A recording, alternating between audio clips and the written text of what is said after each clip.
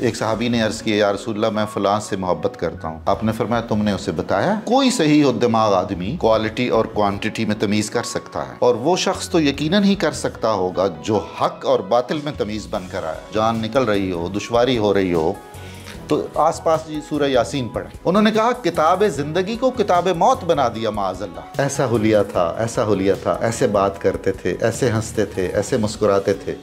یہ نہیں ہوگا تو محبت نہیں پیدا ہوگی. میں بہت شکر گزار ہوں قاسم علی شاہ فاؤنڈیشن کا اور آپ سب کا کہ ایک ایسی خوبصورت تقریب میں ہم اکٹھے ہوئے اور ایک بہت ہی محبوب موضوع پر ہم بات چیت کریں گے. اس کی ترتیب اگر اس طرح رکھ لی جائے کہ میں 40-45 منٹ بات چیت کر لوں اور جو باقی حصہ ہے وہ ہم سوال و جواب کا رکھ لیں تو اس میں سہولت ہو جائے گی. ہم پھر مختلف موضوعات کے سوال کریں گے. آپ جی بالکل، کوئی اس میں کوئی قباحت نہیں ہے. کوئی وہ تو شاید نہیں ہونا چاہیے. جب یہ بہت خوبصورت سعدیہ بہت اچھی ہیں، بہت اچھا لکھتی ہیں، میں ان کا بڑا پرانا قاری ہوں اور ہم آپس میں ہماری بہت ہی محترم سلمہ آوان، ان کی شخصیت ایک ایسی مقناطیسیت رکھتی ہے جس میں اخلاص ہے اور جس میں بہت شفقت ہے اور جس میں بہت ہی مہر و محبت ہے اور بے لوث پن ہے. لاہور کا جو تخصص رہا ہے نا وہ اہل علم، اہل فضل اور اہل ہنر کا مرجع ہونے کا تھا. اور وہ جو بیٹھکیں ہوتی تھیں جس میں خود علامہ اقبال شریک ہوتے تھے، وہ تھڑا، میں کہتا ہوں وہ تھڑا جس پر بھاٹی دروازے میں علامہ اقبال بیٹھا کرتے تھے، کوئی جگہ اس کا مقابلہ نہیں کر سکتی. اور مسجد وزیر خان کے سامنے وہ سیڑھیاں، شاہی مسجد کے سامنے وہ سیڑھیاں جہاں اکابر علماء درس دیا کرتے تھے، وہ کہاں چشم تصور میں ہم دیکھیں اور لطف اندوز ہوں. تو لاہور خالی کبھی نہیں رہا اہل دل سے اور اہل علم سے. ہمارے وہ جو حجابات ہیں نا طرح طرح کے، ان میں سے ایک حجاب یہ بھی ہے کہ ایک تو ہم عصریت ایک حجاب ہے. مثلا آپ میں بڑی صلاحیت ہے اور آپ اللہ نہ کرے 50 سال پہلے فوت ہو گئے ہوں تو اب میں آپ کو اور تناظر میں دیکھوں گا اور آپ کی عظمت کا اعتراف کروں گا اور آپ سے مانوس ہونا چاہوں گا. لیکن اگر آپ میرے عہد میں ہیں یا میں آپ کے عہد میں ہوں تو مجھے آپ کے حوالے سے طرح طرح کے شکوک و شبہات بھی ہوں گے، یا پھر کسی نہ کسی طرح سے میں ہچکچاؤں گا آپ کا اعتراف کرنے میں. یہ جو اعتراف کرنا ہے یہ رسول اللہ صلی اللہ علیہ وسلم کی سنت ہے. آپ صلی اللہ علیہ وسلم نے ایک صحابی نے عرض کیا یا رسول اللہ میں فلاں سے محبت کرتا ہوں. آپ نے فرمایا تم نے اسے بتایا؟ کہا کہ جی نہیں بتایا. آپ نے فرمایا ابھی جاؤ بتا کے آؤ. آپ دیکھیے کہ حضور رسالت میں ایک پل گزارنا پوری کائنات سے افضل ہے. اپنی حضوری سے دور کر کے آپ صلی اللہ علیہ وسلم نے انہیں ایک ایسی بات کا حکم دیا جو آپ کی نظر میں زیادہ اہمیت رکھتی تھی کہ اپنے بھائی کو جا کے بتاؤ کہ میں تم سے محبت کرتا ہوں اور میری محبت تم سے خالص خدا کے لیے. علامہ اقبال اور قرآن کریم پر ہم بات چیت کریں گے.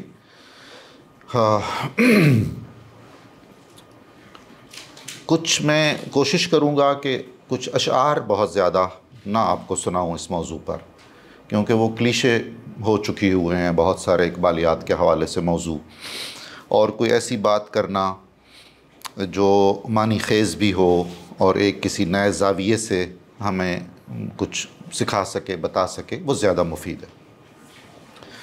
اول تو ہمیں یہ ادراک ہونا چاہیے اور اس کا احساس ہونا چاہیے اس حقیقت کا کہ علامہ اقبال کی زندگی میں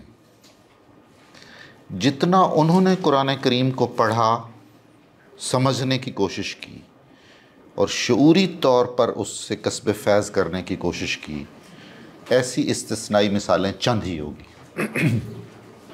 بالعموم جو مسلمانوں کے گھروں میں پیدا ہو جاتے ہیں، پیدائشی مسلمان ہوتے ہیں، وہ ایک ایمان کا اور دینیات کا ایک پورا پیکج انہیں مل جاتا ہے.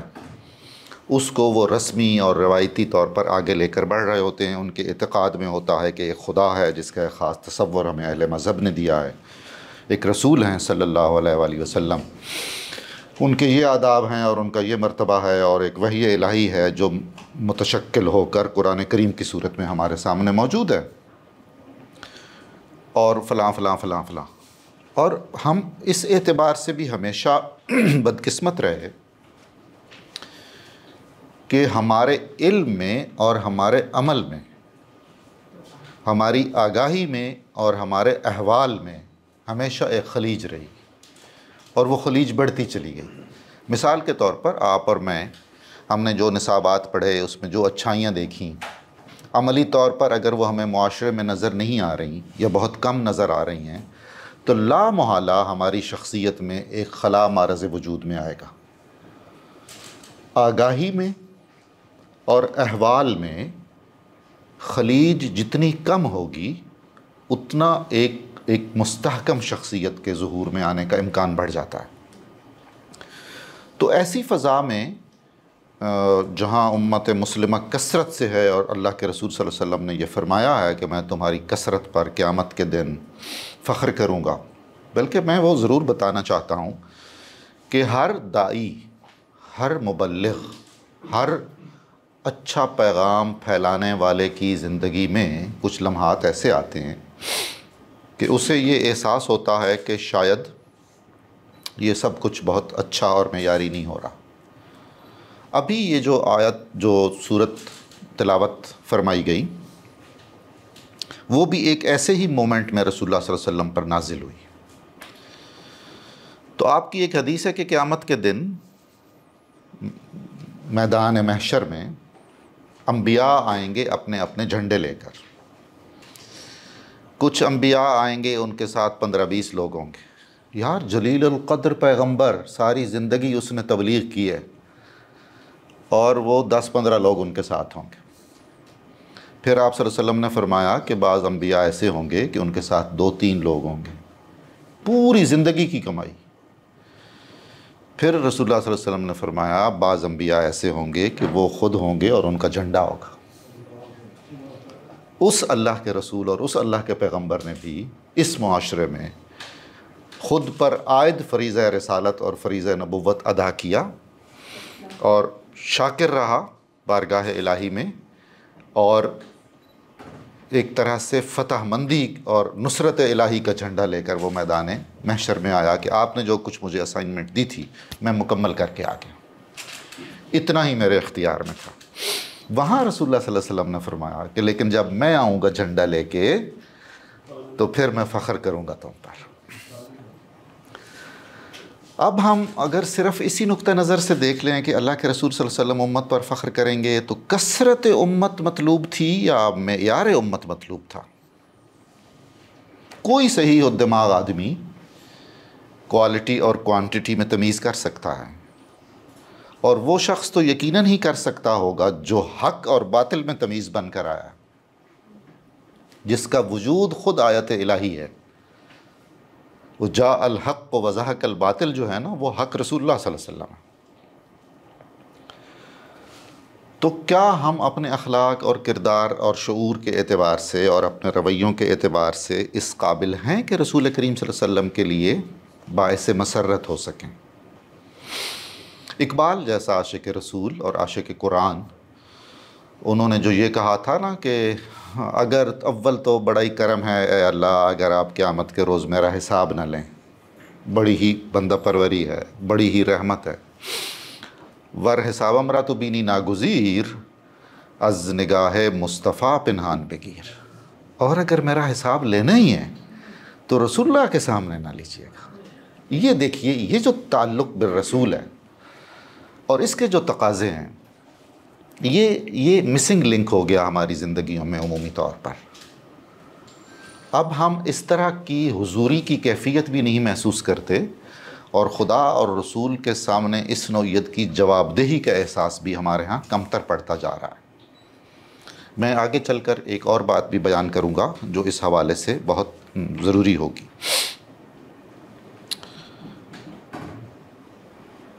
احسان دانش ایک شاعر تھے جن کو بالعموم اردو کا مزدور شاعر کہا جاتا ہے، لاہور میں دفن ہے، 83 میں غالباً ان کا انتقال ہوا ہے، میانی صاحب میں ان کا مزار ہے۔ شعر ان کے آپ دو سنیے۔ بندے نہیں خود واقف تحقیق و تجسس، بندے نہیں خود واقف تحقیق و تجسس، الزام کے بے سود ہیں قرآن کے اوراق، دستور حقیقت میں ہے دستور محمد، احسان یہی زہر ہے یہی شہد ہے ہر زہر کا تریاق۔ یہ وہ مرکزی نکتہ ہے جس کے گرد ہم نے اقبال کے تعلق بالقرآن کو دیکھنا ہے۔ ہم اس کو اگر بانٹ لیں ایک دو حصوں میں تو ہمیں سہولت ہو جائے گی۔ ایک پہلو تو یہ ہے کہ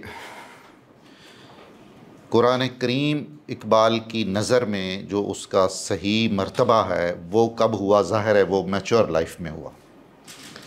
تو ان کی عملی زندگی میں ایک انسان کے طور پر، ایک عام مسلمان کے طور پر قرآن کے ساتھ ان کا تعلق کس نوعیت کا تھا، پھر کون سے ایسے موڑ آئے، ایسے ٹرننگ پوائنٹس آئے کہ انہوں نے قرآن کریم کو ایک اور نظر سے اور ایک اور تناظر سے دیکھنا شروع کیا اور اس کی اہمیت محسوس کی۔ پھر ہم یہ تھوڑا سا دیکھیں گے کہ ایک اتنا بڑا دانشور جس کی کئی جہتیں ہیں اس کے علم کی اور اس کے فضل کی اور اس کی تصانیف کی اور کئی زبانوں میں، تو وہ جو کچھ اس کے حاصلات مطالعہ قرآن کے سلسلے میں، وہ اس کی شاعری میں اور اس کی تحریروں میں اور اس کی تصانیف میں بھی منعکس ہوئے ہیں یا نہیں، اور اگر ہوئے ہیں تو رسمی طور پر ہوئے ہیں یا اس طرح کرشماتی انداز میں ہوئے ہیں کہ اگر ہم ان کو اپنے اوپر وارد کریں تو وہ ہماری کیفیت بھی بدل دیں۔ یہ بڑا اہم ہے۔ ہر وہ لکھاری اور ہر وہ شاعر اور ہر وہ مفکر جو انسانی فکر کے تالاب میں اتنی لرزش پیدا کر سکتا ہے جتنی ایک کنکر ڈالنے سے ہوتی ہے، ایک پتھر پھینکنے سے ہوتی ہے، وہ اہم ہے۔ ہر کنکر کا اپنا تالاب ہے اور اپنا دائرہ تموج ہے۔ کنکر ودرا کرتے جائیں ون بائی ون تو پھر ایک ٹھہرا ہوا پانی ہے، ٹھہرا ہوا پانی تا دیر پاک نہیں رہے گا، اس میں سڑانگ ہوگی، متعفن ہو جائے گا۔ اقبال کا ذہن اپنے عہد کا عظیم الشان ذہن تھا، غیر معمولی حد تک وسیع ذہن تھا، اور میرا یقین اور ایمان کی حد تک یہ عقیدہ ہے کہ قرآن اور رسول کریم صلی اللہ علیہ وسلم یہ دو قوتیں ہیں اقبال کی بس۔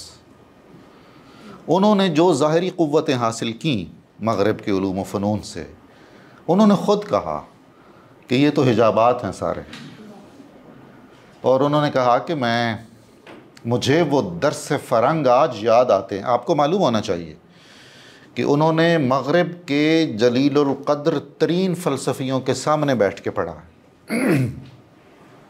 ایسے فلسفی جو رجحان ساز تھے، ایسے مفکرین جنہیں انسانی فکریات کی تاریخ میں نظر انداز کرنے کا کوئی امکان موجود نہیں ہے۔ ان کے سامنے بیٹھ کے یاد کون آ رہا ہے اقبال کو؟ شاید اپنا باپ جو پڑھا ہوا نہیں ہے لیکن ان کا مرشد ہے۔ مجھے وہ درس فرنگ آج یاد آتے ہیں، کہاں حضور کی لذت کہاں حجاب دلیل۔ اب لذت حضور صحبت میں ہے، لذت حضور اہل دل میں ہے، لذت حضور آپ کو وہاں ملے گی جہاں عمل کی خوشبو ہوگی اور جہاں محبت کی مہک ہوگی۔ باقی تو علم کا ایک کارخانہ ہے اور وہ حاصل کرنا ضروری ہے۔ تو قرآن کریم اقبال کی ایک بہت بڑی قوت ہے، اور ایک بہت بڑی قوت رسول اللہ صلی اللہ علیہ وآلہ وسلم ہے، اور ان کے ساتھ اقبال کی ایسی محبت جیسی محبت آج کل بڑی مشکل سے ہضم ہوگی، مگر حق یہ ہے اور سچ یہ ہے کہ وہی درست ہے۔ آج کوئی آدمی سیاق و سباق سے ہٹا کے آپ کو یہ کہے، یوں آپ جملہ سنیں، میں ترجمہ کر رہا ہوں، کہ یا رسول اللہ ہمیں تو کوئی لینا دینا بیت اللہ سے نہیں ہے، آپ نے کہا ہے تو بس ٹھیک ہے، اصل میں تو آپ ہیں ہمارے۔ تو میرا خیال ہے کہ نام نہاد کثر توحید میں ایک عجیب قسم کی زلزلہ افغانی کے آثار پیدا ہو جائیں گے۔ حاشا وکلا، یہ عین ایمان ہے۔ عمر فاروق جب بوسہ دیتے تھے حجر اسود کو تو کہتے تھے اے پتھر تو پتھر ہے، عمر ابن خطاب تجھے چومے گا کہ محمد رسول اللہ نے تجھے چوما۔ ہمارا ایمان وہ ہے جو قول و فعل رسول ہے۔ آپ اور مجھ پر براہ راست خدا نے اپنا آپ منکشف نہیں فرمایا۔ رسول اللہ نے کہا ہے وہ خدا ہے، اس کی یہ صفات ہیں، وہ خدا ہے، اس کی وہ صفات ہیں۔ اللہ کے رسول نے کہا میں رسول ہوں، ہم نے کہا جی بالکل۔ انہوں نے فرمایا یہ وحی ہے اور یہ قرآن ہے، ہمارا تو سارا کچھ ان کے توسط سے ہے۔ اب چونکہ مجھے آگے چل کر ایک بات کرنی ہے، میں ابھی بتا دوں تاکہ بھول بھی جاؤں تو آپ مجھے یاد کروا دیجئے گا۔ ایک کانسیپٹ ہے اور بالکل ٹھیک ہے کہ قرآن کریم ترجمے کے ساتھ پڑھنا چاہیے۔ اقبال واحد آدمی ہیں اس عصر کے جنہوں نے اولڈ ٹریڈیشن کے پیش نظر کہا کہ بہت اچھی بات ہے قرآن آپ ترجمے کے ساتھ ضرور پڑھیں، لیکن خدا کے واسطے بغیر ترجمے کے بھی پڑھیں۔ یہ صوفی کہتے تھے۔ میں نے اپنی آنکھوں سے بوڑھیاں دیکھی ہیں جنہیں کچھ نہیں آتا تھا، وہ انگلیاں پھیرتی تھیں قرآن کریم پر سے۔ یہ کس نے انہیں تربیت دی تھی؟ اللہ کو گواہ بنا کے حاضر ناظر جان کے یہ کہہ رہا ہوں کہ ایسے افراد جو انگلیاں پھیرتے تھے اور ان کی آنکھوں سے آنسو نہیں تھمتے تھے، وہ اخلاق اور کردار میں ہم سے بڑے تھے، جنہیں ترجمہ آتا ہے اور جنہیں تفسیر آتی ہے۔ تو ایمان از اے ڈفرنٹ تھنگ۔ یہ ہم سے لے لیا گیا، ہم اس سے محروم کر دیے گئے، اور اس کے پیچھے بے شمار عوامل ہیں۔ اقبال کے ہاں جو اہمیت ہے قرآن کریم کی، وہ بہت ہی اس طرح قرآن کریم کو محبت کی نظر سے اور علم کی نظر سے اور تجزیے کی نظر سے کسی نے نہیں دیکھا ہوگا اس زمانے میں۔ گر تو می خواہی مسلمان زیستن، نیست ممکن جز بقرآن زیستن۔ اگر آپ مسلمان بن کے رہنا چاہتے ہیں تو کوئی تصور ہی نہیں ہے کہ آپ قرآن سے مستغنی ہو جائیں۔ قرآن کے بغیر آپ کے مسلمان ہونے کا امکان ہی کوئی نہیں۔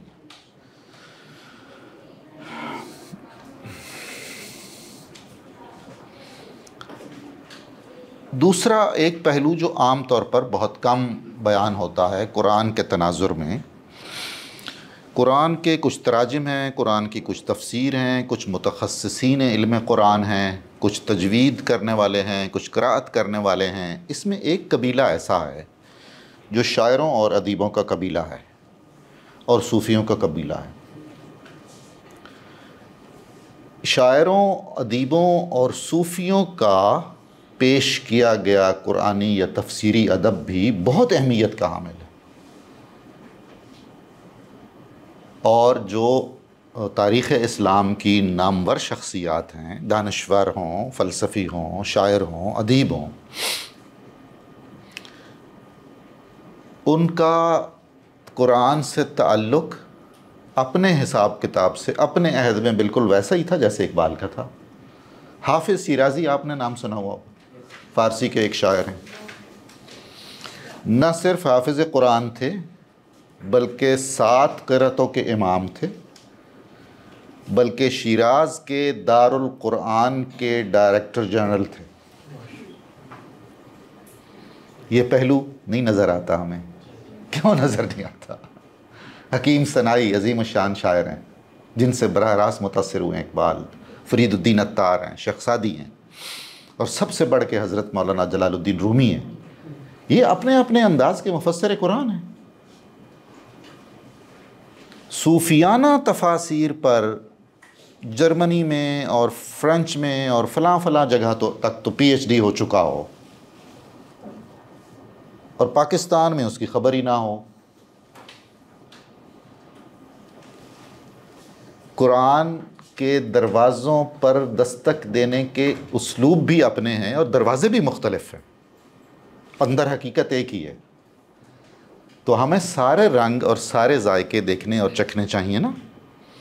تو ہمیں یہ ذہن میں رکھنا چاہیے کہ ہمارے شاعر اور ادیب جو راست فکر تھے اور فلسفی اور صوفیاء، انہوں نے بھی اپنے اپنے انداز میں قرآن کریم سے تعلق استوار رکھا اور اس کے مفاہیم اپنی بساط کے مطابق اپنے موضوع سے ریلیٹ کر کے بیان فرمائے.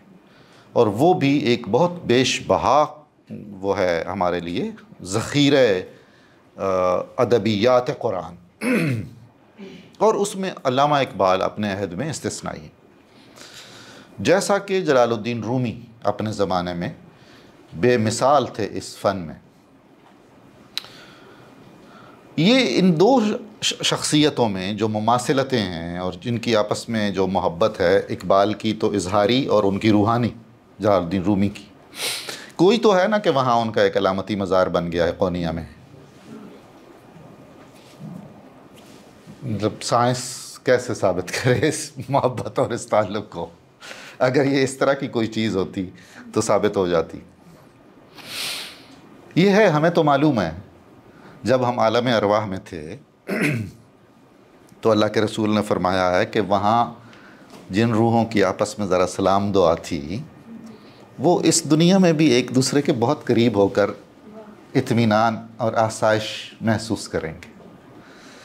کبھی ہم نہیں جانتے ہوتے، کوئی شخص دیکھتے ہی ہمیں اچھا لگتا ہے. کسی شخصیت کا جو ایک دائرہ تاثر ہے، ہم اس کے قریب بیٹھے ہمیں ویسے ہی اطمینان اور سکون آ جاتا ہے. اور بہت سا اس کے الٹ ہوتا ہے. تو یہ ریفلیکشنز اندر کی بھی ہیں، اور یہ اس وقت کی ہیں جب وہ ایک صوفی نے کہا کہ نہ آدم تھے نہ اسماء تھے، کچھ بھی نہیں تھا، اور ہم تم اس وقت دوست تھے.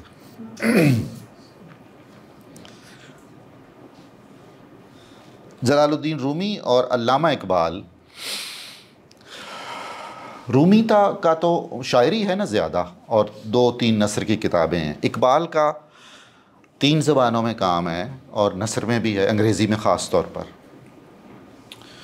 ایک پیج فرض کریں جلال الدین رومی کا آپ کھولیں کہیں سے، ایک پیج علامہ اقبال کا کہیں سے کھولیں، اس صفحے پر 8, 10, 15 حوالے تو قرآن کریم کے ہوں گے بسہولت. ایسا تب ہو سکتا ہے جب ایک آدمی اس فضا میں لیو کر رہا ہو، اس نے اس کو اتنا ابزارب کیا ہو، اتنا پڑھا ہو، اتنا اپنے اندر اتارا ہو کہ اب اس کا دیکھنے کا انداز بھی ویسا ہو گیا ہو، بات کرنے کا انداز بھی ویسا ہو گیا ہو، اور وہ 2 منٹ بھی اگر بات کرے تو 4-5 حوالے اس میں موجود ہوں آیتوں کے. یہی سبب ہے کہ رومی اور قرآن اور رومی اور احادیث اور مثنوی میں بیان ہونے والی احادیث، ان پر بڑی بڑی ضخیم کتابیں شائع ہو چکی ہیں. ایسے ہی نہیں کہا تھا جس نے کہا تھا کہ مثنوی مانوی جو ہے یہ پہلوی زبان یعنی فارسی زبان میں قرآن کریم کی ترجمانی ہے. یہ بے معنی نہیں تھی بات، یہ مبنی بر صداقت تھی. ہر 3-4 مصرے میں آیت آ رہی ہے. وہ جو نظام فکر ہے اور جو عمل تخلیق ہے، اس عمل تخلیق کے حواس پر اتنا چھایا ہوا ہے قرآن اور تعلیمات قرآن کہ وہ آدمی اس سے نکل ہی نہیں پاتا ہے، اور بے ساختہ وہی اظہار ہوتا ہے اس کا. علامہ اقبال کے ہاں بھی اقبال اور قرآن اور اقبال اور حدیث کے نام سے آپ کو کئی کتابیں ملیں گی، اور بالکل وہی کیفیت ہے کہ کہیں سے بھی کھول لیں کوئی صفحہ ایسا نہیں ہوگا. جو خطبات ہیں ان کے انگریزی میں، ان میں یہ فصل یعنی فاصلہ ذرا زیادہ ہے کیونکہ اس کا موضوع اس طرح کا ہے، لیکن یہ طے ہے کہ ان فلسفیانہ مباحث سے بھی طواف کروایا ہے علامہ اقبال نے قرآنی کا، کہ لگے رہو بھائی، پھیرے کاٹتے رہو. چنانچہ اقبال کے فلسفے پر بات کرنے والا اگر کوئی غیر مسلم بھی ہوگا تو وہ کہے گا کہ بھئی یہ مسئلہ تو قرآنی معاملہ ہے. آپ مجھے یہ بتائیے کہ ایک انگریز پروفیسر ہے، علم اس کا بہت ہے، وسعت نظر بہت ہے، صاحب مطالعہ بہت ہے، پروفیسر نکلسن، انہوں نے اسرار خودی کا ترجمہ کیا اور لکھا کہ یہ جو کلام ہے نا، یہ دو چیزوں کی طرف بلا رہا ہے. ایک چیز کا نام محمد ہے اور دوسرے کا نام قرآن ہے. ہمیں نہیں یہ پتہ چلا.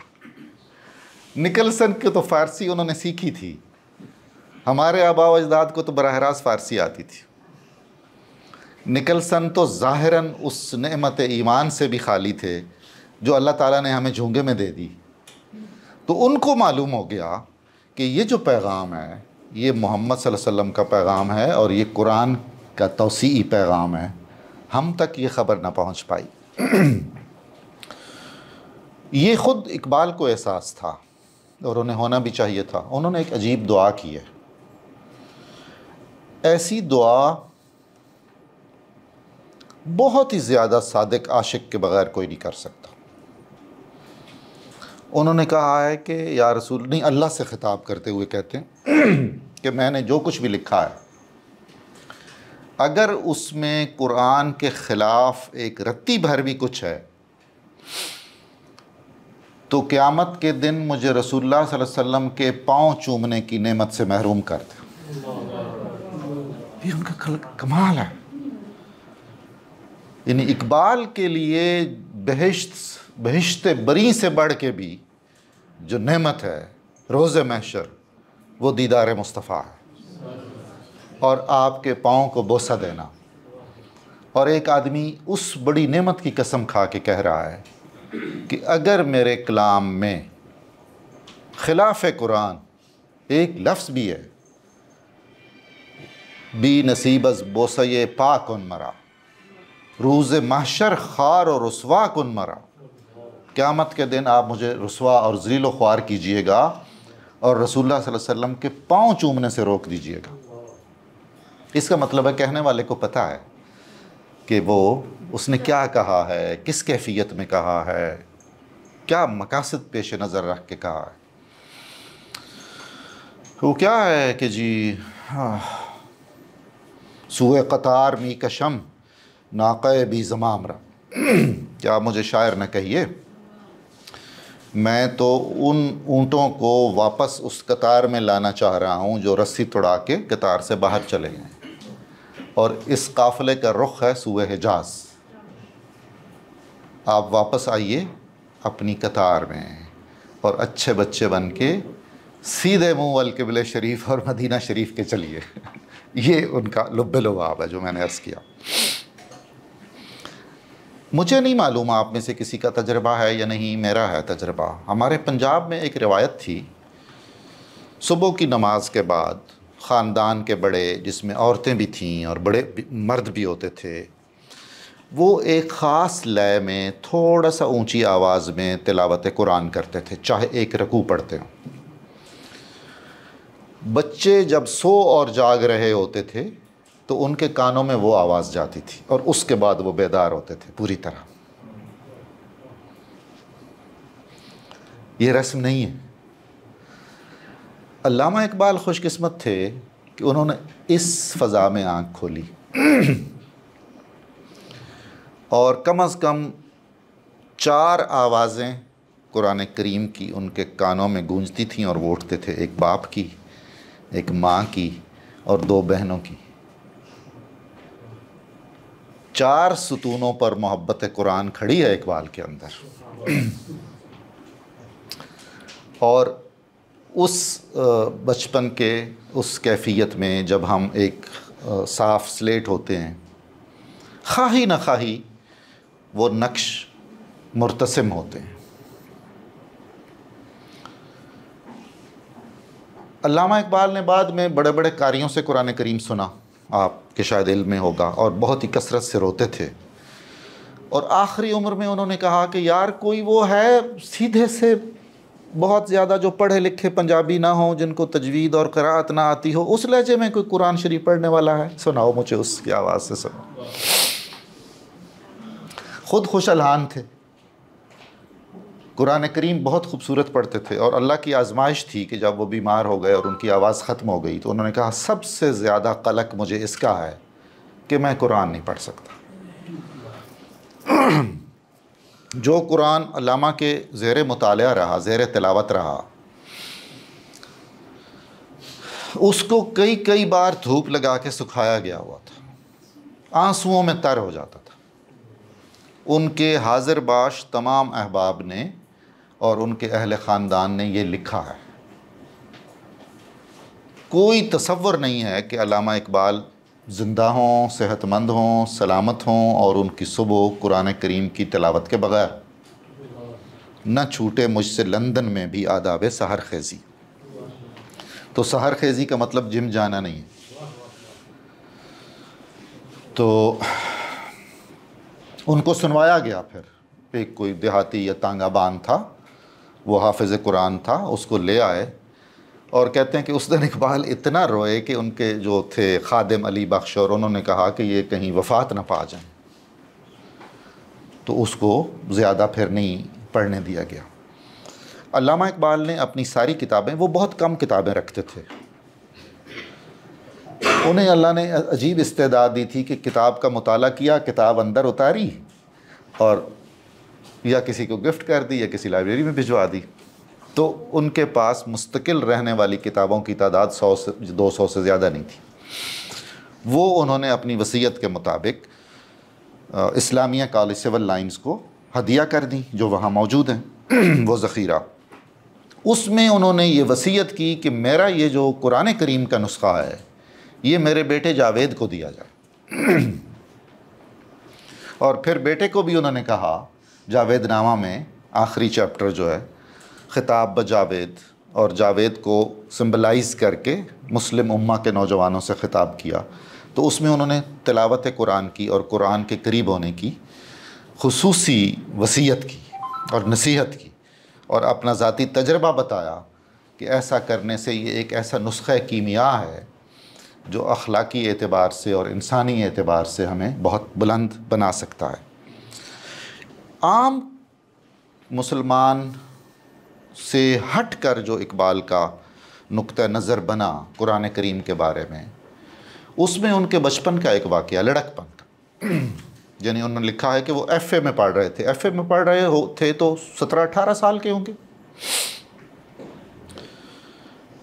یہ ذہن میں رکھیے کہ اقبال کے مرشد اول ان کے والد ہیں شیخ نور محمد، جو آج کل کی اصطلاح میں ان پڑھ ہیں، اور جن کے بارے میں اقبال نے کہا ہے کہ میں جب سیال کوٹ جاتا ہوں تو 1 گھنٹہ باپ کے پاس بیٹھ جاؤں تو ایسا لگتا ہے کہ پورے مغرب کی کوئی لائبریری میں نے چھوڑی نہیں، محض پاس بیٹھنے سے۔ شیخ نور محمد نے 2-3 باتیں اقبال کو ایسی کی ہوئی ہیں، وہی 2 باتیں ہیں، ایک کا تعلق قرآن سے ہے، ایک کا تعلق رسول صلی اللہ علیہ وسلم سے۔ یہ پڑھتے تھے اسی طرح رسمی طور پر گھر کے سارے افراد پڑھتے تھے، والد دیکھتے تھے کہ نوجوان ہے، مونچھیں شونچھیں بھی رکھی ہوئی ہیں، شیو بھی بناتا ہے، خوبصورت بھی ہے، قرآن شریف بھی پڑھ رہا ہوتا ہے، ادھر ادھر بھی دیکھ رہا ہوتا ہے، تو دیکھ کے پاس سے گزر جاتے تھے۔ یہ اقبال کے الفاظ ہیں۔ تو ایک دن انہوں نے کہا کہ بیٹا یہ کیا کر رہے ہو؟ تو اقبال کہتے ہیں مجھے بڑا تعجب ہوا، قرآن کریم کھلا ہوا ہے، میری آواز آ رہی ہے، دیکھ رہے ہیں۔ میں نے کہا قرآن شریف پڑھ رہا ہوں۔ تو انہوں نے کہا بیٹا اس کو یوں پڑھنا ہوتا ہے کہ یہ جیسے تم پر اتر رہی ہے۔ اس آدمی کو یہ کہاں سے پتہ چلا تھا، جو نہ آکسفورڈ کا پڑھا ہوا تھا، نہ پنجاب یونیورسٹی کا پڑھا ہوا تھا، نہ جس نے اسکول کا منہ دیکھا تھا؟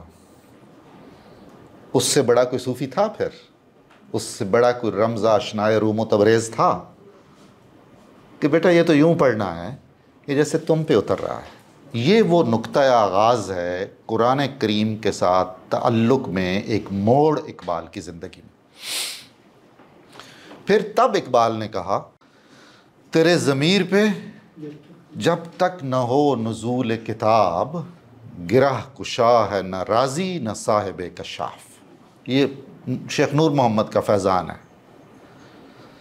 پھر وہ بات نہ ہوتی اور اقبال کی ساری زندگی اس طرح نہ گزری ہوتی تو اقبال ہرگز یہ نہ کہتے کیا ہے کہ وہ کتاب خواں ہے مگر صاحب کتاب نہیں۔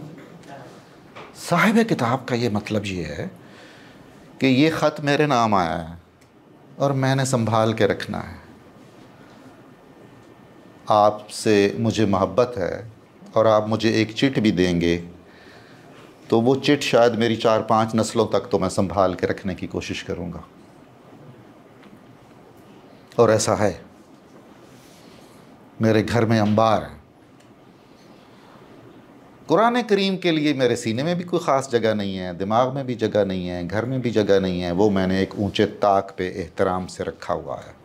اور اقبال کو اس المیہ کا احساس تھا، تو انہوں نے فرمایا کہ مسلمانوں نے اتنی عظیم اور جلیل کتاب سے اب صرف ایک ہی کام لیتے ہیں کہ از یاسین او آسان بے میری، کہ جب جان کنی کا عالم طاری ہو، جان نکل رہی ہو، دشواری ہو رہی ہو، تو آس پاس جی سورہ یاسین پڑھیں۔ انہوں نے کہا کتاب زندگی کو کتاب موت بنا دیا معاذ اللہ، ساری زندگی قرآن سے کوئی تعلق نہیں رکھا، اب جب مر رہا ہے تو سختیاں برداشت کر رہا ہے تو اس وقت یاسین پڑھو کہ جی سہولت سے جان نکل جائے۔ بہت ہی کلیئر ہے یہ ان کا معاملہ۔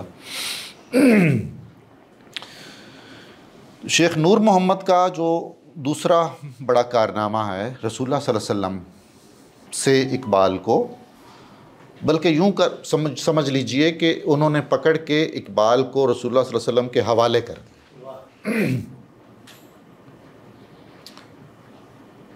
ایسے باپ ہوتے ہیں یار، سب کے ہوتے تھے بہت پہلے، اب کم ہو گئے۔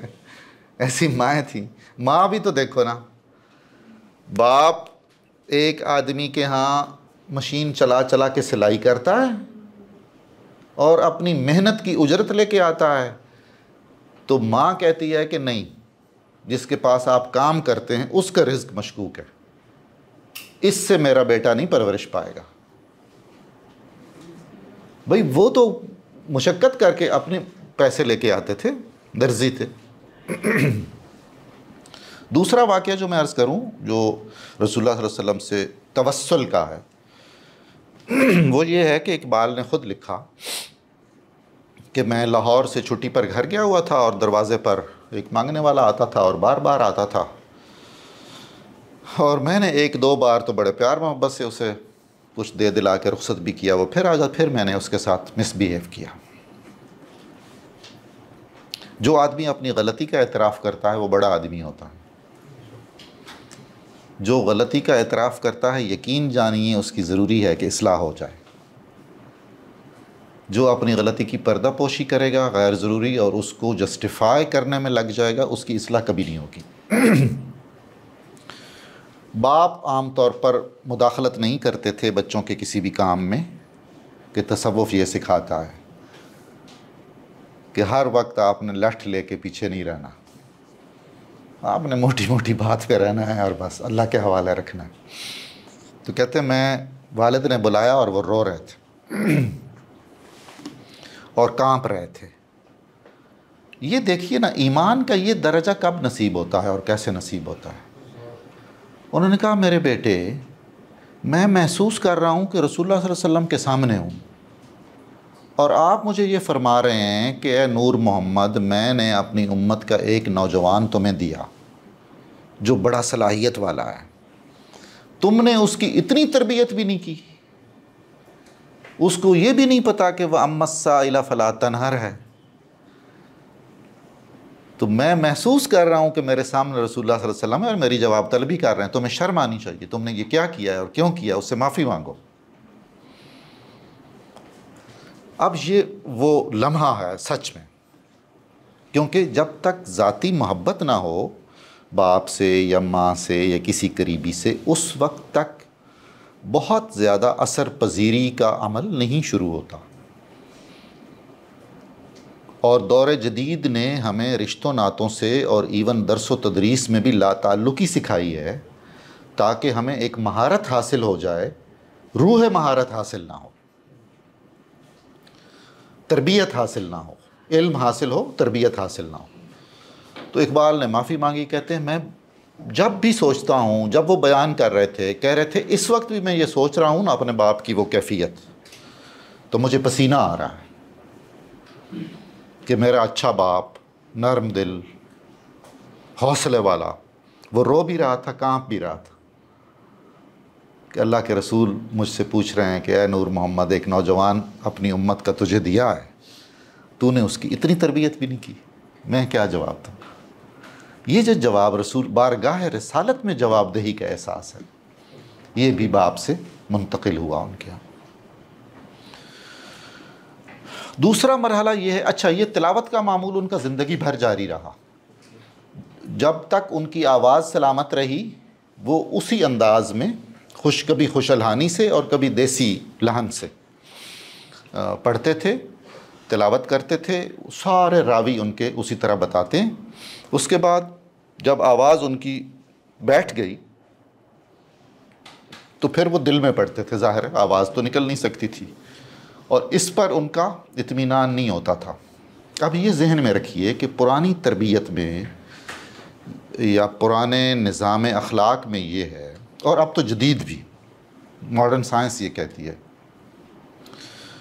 آپ ایک کام میں جتنی زیادہ حصے انوالو کریں گے وہ کام گویا آپ اتنی دفعہ کر رہے ہیں اور اس کا اثر اتنا گہرا ہو رہا ہے۔ آپ قرآن کریم سامنے رکھ رہے ہیں تو آپ کی حصے بصارت آپ دیکھ رہے ہیں، آپ بول رہے ہیں تو پھر آپ بول بھی رہے ہیں اور سن بھی رہے ہیں، 3 ہو گئیں۔ آپ ٹچ کر رہے ہیں، جو انگلی لگانے کا تصور میں نے کہا ہے، تو یہ 4 ہو گئے۔ یہ چاروں جہتیں آپ کی بند ہو گئی، اور چاروں جہتوں سے قرآن سے آپ کا ایک لمسیاتی حوالہ بھی ہے، اور ایک بصیرتی اور بصارتی بھی ہے، اور ایک سماعی بھی ہے، اور ایک قرآتی پہلو بھی ہے۔ میرے ایک دوست ہیں، وہ بڑے اچھے ہیں، آج کل وہ بہت زیادہ یہ جو نفسیات وغیرہ کے علوم ہیں نا، ان میں ڈاکٹر ہیں، میڈیکل ڈاکٹر۔ تو وہ میرے پاس بیٹھے ہوئے، ایک دن انہیں کوئی آ گیا فون تو کسی قریبی دوست کا، تو اس کو وہ کہہ رہے تھے کہ نہیں میں نے آپ کو کہا تھا کہ آپ نے یہ کرنا ہے، اپنے چہرے کو ہاتھ لگا کے اور شیشے کے سامنے کھڑے ہو کے اور اونچی آواز میں کرنا ہے، یہ جو بھی آپ کو میں نے کہا ہوا ہے۔ اچھا، میں نے کہا بھئی یہ کیا ہو گیا ہے؟ یہ تو صوفی اس طرح کرتے کراتے تھے، یہ اب جدید علوم و فنون نے بھی یہی طریقہ اختیار کر لیا۔ تو اقبال بالکل اسی طرح ہی کرتے تھے۔ وہ قرآن کریم اقبال کے خاندان میں محفوظ ہے، اس کے جو بین السطور ہیں وہ بھی انگلی پھیرے ہوئے لگتے ہیں۔ اور اقبال روایتی معنوں میں حافظ قرآن نہیں تھے، لیکن کثرت مطالعہ کی وجہ سے اتنا استحضار قرآن ہو چکا تھا انہیں کہ بعض آیات پورے الفاظ کے ساتھ اور بعض اپنے پورے مفہوم کے ساتھ ان کے ذہن میں ہوتی تھی، اور ان کی شاعری میں اور ان کے دیگر کلام میں شامل ہوتی تھی۔ ان کی بڑے آدمی کے خواب ایک تو زیادہ ہوتے ہیں اور بڑے ہوتے ہیں۔ زیادہ خوابوں کا یہ فائدہ ہوتا ہے کہ ان میں سے چند ایک بھی پورے ہو جائیں تو کافی ہو جاتے ہیں، اور اونچے بھی اتنے ہوتے ہیں کہ اگر ان میں سے ایک بھی اچیو ہو جائے اور شرمندہ تعبیر ہو جائے تو پھر کم از کم پاکستان بنتا ہے۔ ایک شاعر کا خواب۔ ہاں جی، خواب دیکھنا بھی ضروری ہے۔ وہ اقبال نے کہا تھا نا، لیکن خواب کے تعین میں اور آرزو کی درجہ بندی میں اقبال کے ہاں کمپرومائز نہیں ہے۔ تیری دعا ہے کہ ہو تیری آرزو پوری، میری دعا ہے تیری آرزو بدل جائے۔ یہ ہے اقبال، تبدیلی کا شاعر ہے، انقلاب کا شاعر ہے، رسمیت والا شاعر نہیں ہے، رسمیت والا مفکر نہیں ہے۔ اسی لیے اقبال ہے۔ اقبال کا نام ہمارے لیے بہت اہم بھی ہے اور قابل عزت اور احترام اور قابل محبت تو ہے ہی۔ اقبال کا مطلب ہے خوش نصیبی، بخت، تو وہ ہر اعتبار سے ہماری خوش نصیبی ہے۔ تو جتنی کتابیں ہیں ان کی، اس سے زیادہ کتابیں وہ لکھنا چاہتے تھے۔ پوری ایک کتاب ہے اقبال کے نامکمل منصوبے یا اس طرح کی نامکمل تصانیف یا کچھ ایسا. ایک مضمون تو ڈاکٹر رفیع الدین ہاشمی صاحب جو مشہور ماہر اقبالیات ہیں ان کا ہے، اور ایک اور کتاب ہے. اس میں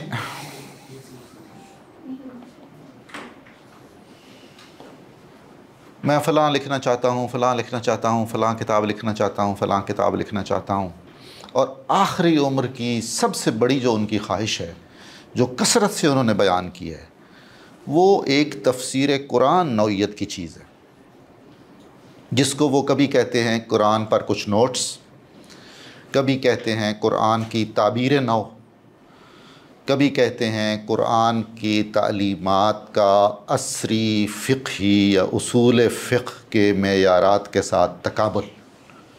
اب اس کام کے لیے جتنی پری ریکوزیشنز ضروری تھیں وہ اقبال سے بڑھ کے کسی میں بھی نہیں تھی. عربی انہیں آتی تھی، فارسی انہیں آتی تھی، ذوق عرفان تھا انہیں، فلسفہ پڑھا ہوا تھا، وکیل تھے، بیرسٹر تھے، اور اس سب کچھ کے بڑھ کے ایک ایسی صفت تھی جو اگر نہ ہو تو کوئی علم، کوئی فن، کوئی تصنیف بھی ایک بے جان لاشا ہوتی ہے، اس میں روح نہیں ہوتی. وہ صفت ہے اخلاص کی. جتنا اقبال نے خلوص سے ہمارے بارے میں سوچا ہے، یہ رسول اللہ کی سنت ہے. اللہ کے رسول کے بھی آخری الفاظ ظاہری، ان میں سے ایک امتی امتی تھا. یعنی ہمارے لیے اقبال سحر کے وقت جتنا روئے ہیں ہمارے مستقبل کے لیے، اس خطے کے مستقبل کے لیے، یہاں اسلام کی بالادستی کے لیے، ہم ایک آنسو کا نہیں اتار سکتے احسان. کبھی پیچ و تاب رومی، کبھی سوز و ساز رومی، کبھی پیچ و تاب رازی. کوئی دیکھ لیں ان کی ذاتی زندگی میں کوئی ایسی اس نوعیت کی الجھنیں نہیں تھیں جو انہیں رات رات بھر بیدار رکھتی. کوئی ہوتی تو سامنے بھی آ جاتی نا. بس آپ کا رنج ہے، میرا دکھ ہے، ہم غلام کیوں ہیں، ہم قرآن سے دور کیوں ہیں، ہم رسول اللہ صلی اللہ علیہ وسلم کے مرتبہ و مقام سے آگاہ کیوں نہیں ہیں، ان چیزوں کو اپنے لیے لازمی کیوں نہیں سمجھتے ہیں.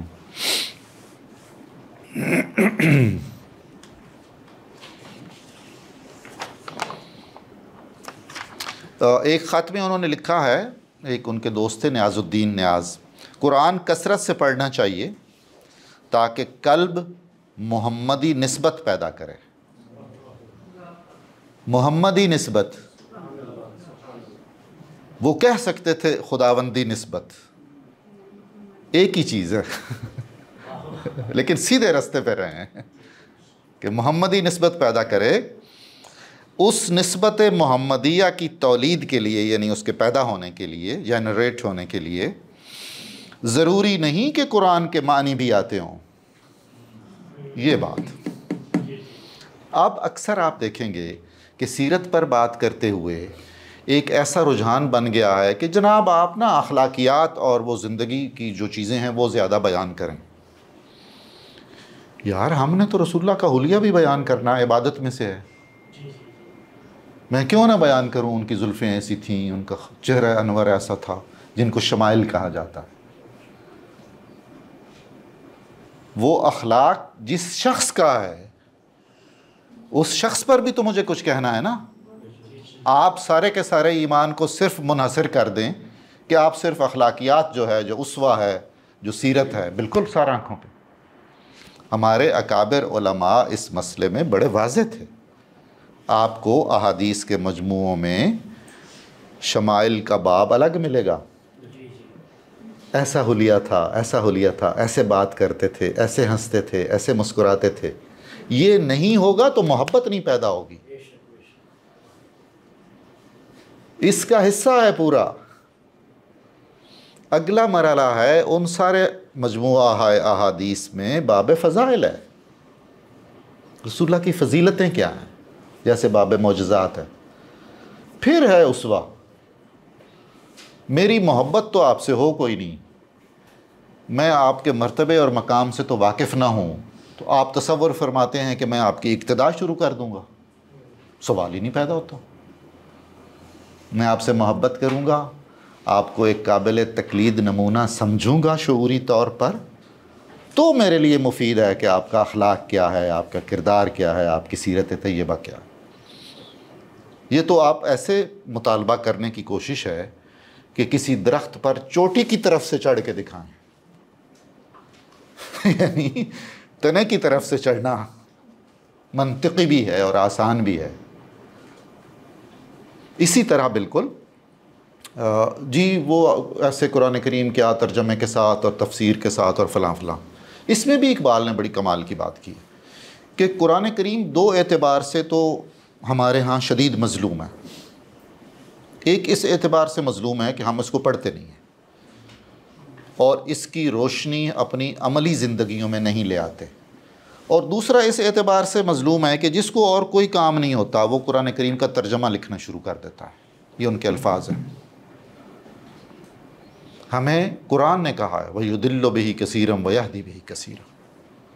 کثرت ترجمہ اور ترجمانی نے اور کثرت تفسیر نے بھی ہمیں الجھا دیا ہے۔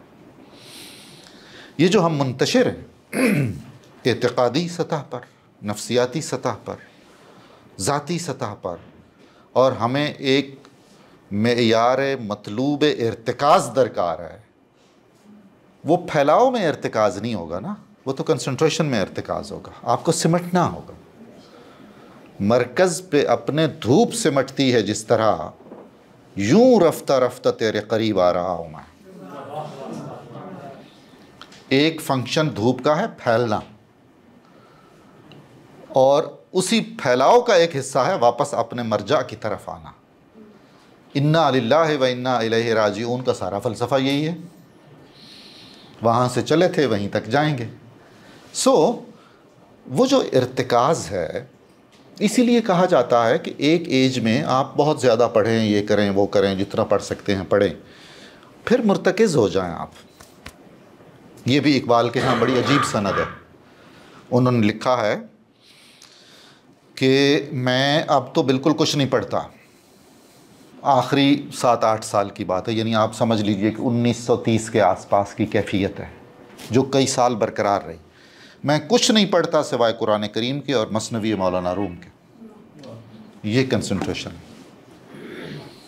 اب میں نے عرب عجم کے میخانہ علوم و فنون کھنگھال لیے، دیکھ بھال لیا سارا کچھ، تو اب مجھے پتہ چل گیا کہ اس میں سے مجھے کون سی چیز اٹھانی ہے، وہ مجھے جلد فیصلہ کر کے اٹھا لینی چاہیے اور اس کے ساتھ مرتکز ہو جانا چاہیے۔ یہ ارتکاز بالقرآن میرا نہیں خیال کہ اقبال کے علاوہ شاید ہمارے بڑے بڑے علماء میں بھی اس وقت ہوگا، کیونکہ وہ طبعاً غیر سماجی تھے آخری حصے میں، اور پھر بالکل محدود ہو گئے تھے اپنے گھر تک، تو جتنا قرآن سے ان کا توسل رہا وہ ہمارے لیے بہت ہی۔ اکبر الہ آبادی کے جو ان کے بڑے بے تکلف دوست تھے، خود بہت عظیم فلسفی اور صوفی تھے، اور علامہ اقبال نے انہیں اپنا پیر و مرشد بھی لکھا ہے احتراماً، اور بالکل اسی طرح ہی ان سے رویہ رکھتے تھے۔ ان کے نام ایک خط میں لکھا کہ واعظ قرآن بننے کی اہلیت تو مجھ میں نہیں ہے، ہاں اس کے مطالعے سے اپنا اطمینان خاطر روز بروز ترقی کرتا جا رہا ہے۔ یہ اطمینان خاطر اب مفقود ہے۔ تو وہ کیا نسخہ ہے کہ ہم قرآن کریم کی تلاوت سے اور اس پر غور و فکر سے اور تدبر سے اس کھوئی ہوئی منزل اطمینان خاطر تک پہنچ سکیں؟ اگر ہم اس کو رسمی طور پر ہی رکھیں گے اور اس کی روشنی کو اپنے میں جذب نہیں ہونے دیں گے، یا اپنے میں یہ استطاعت نہیں پیدا کریں گے کہ اس کی نورانیت ریفلیکٹ کرے ہم سے، تو پھر وہ ایک مشق ہے ایسی جس کا کچھ ثواب تو ہوگا، ہر حرف کی ایک کچھ 10 نیکیاں مل جائیں گی، لیکن وہ جو ایک انقلابی نوعیت کی کتاب ہے، یہ اس کا بہت تھوڑا سا استعمال ہوگا۔ اقبال کا جو تصور قرآن ہے وہ بہت غیر معمولی تصور قرآن ہے۔ قرآن کریم ان کی نظر میں کتاب انقلاب ہے، بے خوفی کی دستاویز ہے۔ اب یہ ساری باتیں اگر پیدا نہیں ہو رہی قرآن پڑھنے والوں میں تو قرآن کا تو قصور نہیں، قصور پھر قارئین کا ہوگا۔ قرآن منشور صداقت ہے، قرآن کتاب زندگی ہے، ان کتاب زندہ قرآن حکیم۔ دیکھو کیسی نفیس بات کی ہے۔ ہم حیات رسول اللہ صلی اللہ علیہ وسلم پر بحث کرتے ہیں کہ رسول اللہ کی برزخی زندگی ہے، یا آپ حیات ہیں یا آپ حیات نہیں ہیں۔ یہ کتاب زندہ ہے، اقبال کے بقول، ان کتاب زندہ قرآن حکیم، کیونکہ اس پر ہمارے متکلمین کے اور معتزلین کے اور اشاعرہ کے بہت زیادہ معاملات ہیں نا، اور ہمارے علماء نے، ائمہ نے کوڑے کھائے ہیں اس مسئلہ خلق قرآن پہ۔ اور وہ لطیفہ تو بڑا یاد ہوگا آپ کو، وہ بھی اقبال کے جوانی کی بات ہے کہ ایف سی کالج میں کسی تقریب میں گئے تو چائے پر جو پرنسپل صاحب تھے ان کا نام تھا لوکس نے ہاتھ پکڑا کے سائیڈ پر آئیے، ذرا سائیڈ پہ لے جا کے کہا یار آپ بیرسٹر ہیں، فلسفی ہیں، بہت ٹیلنٹڈ بریلینٹ ہیں، آپ کا بھی خیال ہے کہ آپ کے نبی پر لفظ اترے تھے یہ، یا مفہوم اترا تھا اور لفظ ان کے اپنے تھے؟ تو ایک سیکنڈ میں اقبال نے کہا لفظ اترے تھے، میرے جیسے آدمی پر اتر آتے ہیں شعر آ جاتے ہیں۔ خود انہوں نے لکھا کہ کبھی رات کے پچھلے پہر، عام طور پر ان کی 80% شاعری تہجد کے وقت کی تخلیق ہے، تخلیقات تہجد ہیں وہ، کہ جی میں کبھی لکھتا ہوں اور لکھتا رہتا ہوں، لکھ کے تھک جاتا ہوں اور پھر نماز پڑھ کے سوتا ہوں اور صبح اٹھ کے دیکھتا ہوں تو مجھے یقین نہیں آتا کہ یہ میں نے لکھا۔ یعنی یہ ایمان کا وہ مقام ہے جس میں آپ کے پاس تصدیق کرنے کے لیے اپنا تجربہ موجود ہے، شخصی تجربہ موجود ہے۔ کہ تو یہ کیا بات کر رہے ہیں آپ؟ بالکل میرے نبی پہ مفہوم بھی اترا، الفاظ بھی اترے، میرے جیسے بندے پہ آ جاتے ہیں شعروں کی شکل میں، تو میرا کیا مقابلہ ہے رسول اللہ صلی اللہ علیہ وسلم کے ساتھ؟ اب لوکس صاحب ظاہر ہے کیا کہیں۔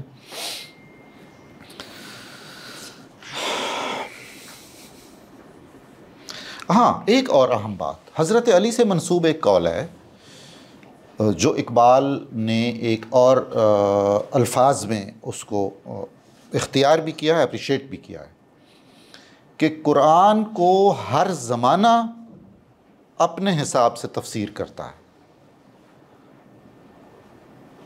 حضرت علی کرم اللہ وجہہ نے کہا کہ قرآن چونکہ ابد تک کی کتاب ہے نا، تو اگر اس کا وہی مفہوم اور وہی تفسیر ہے جو فرض کریں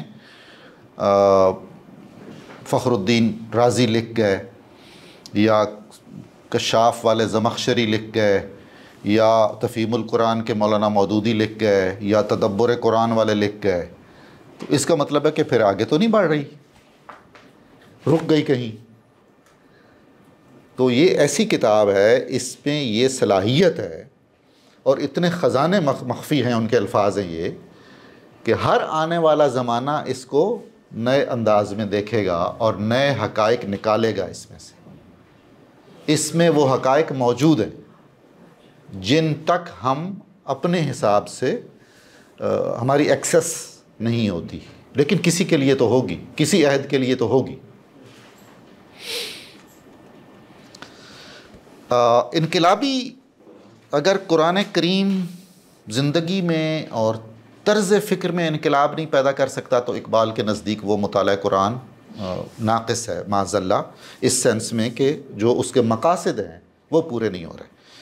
فاش گویم آنچ در دل مضمر است، میں آپ کو بہت وضاحت سے بتا رہا ہوں، علانیہ بتا رہا ہوں جو کچھ میرے دل میں بات چھپی ہوئی ہے۔ ان کتابی نیست چیز دیگر است، یہ کتاب نہیں ہے، یہ کچھ اور ہی چیز ہے۔ یہ جو کتابی دیگر است ہے، اب اس میں فصاحت کا، بلاغت کا، معنویت کا ایک جہان چھپا ہوا. یہ بالکل وہی ہے جو امیر خسرو نے اپنے محبوب کو کہا تھا، تو چیزیں دیگری. میں کائنات گھوما ہوں، ہر طرح کے محبوب میں نے دیکھے ہیں، سب کچھ دیکھ بھال کے نتیجہ یہ ہے کہ تو چیزیں دیگری.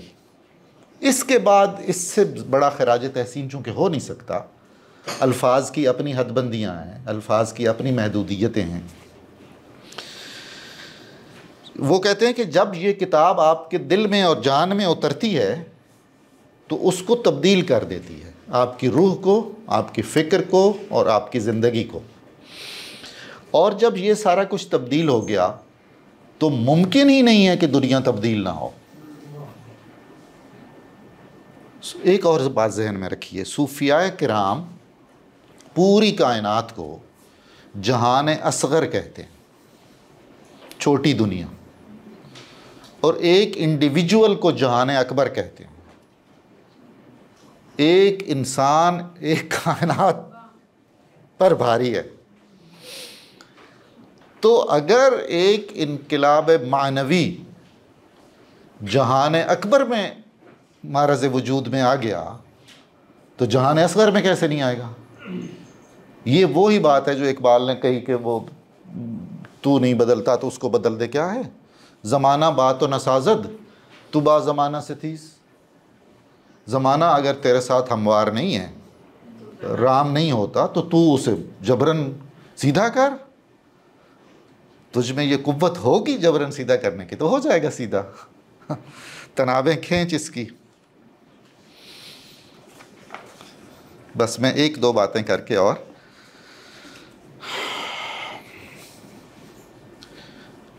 روزگار فقیر ایک کتاب ہے سید وحید الدین کی. اس میں علامہ کے ملفوظات ہیں، ڈسکورسز ہیں، جو کچھ سنا وہ لکھ لیتے تھے. یہ بھی بڑی اچھی ایک روش تھی ہماری.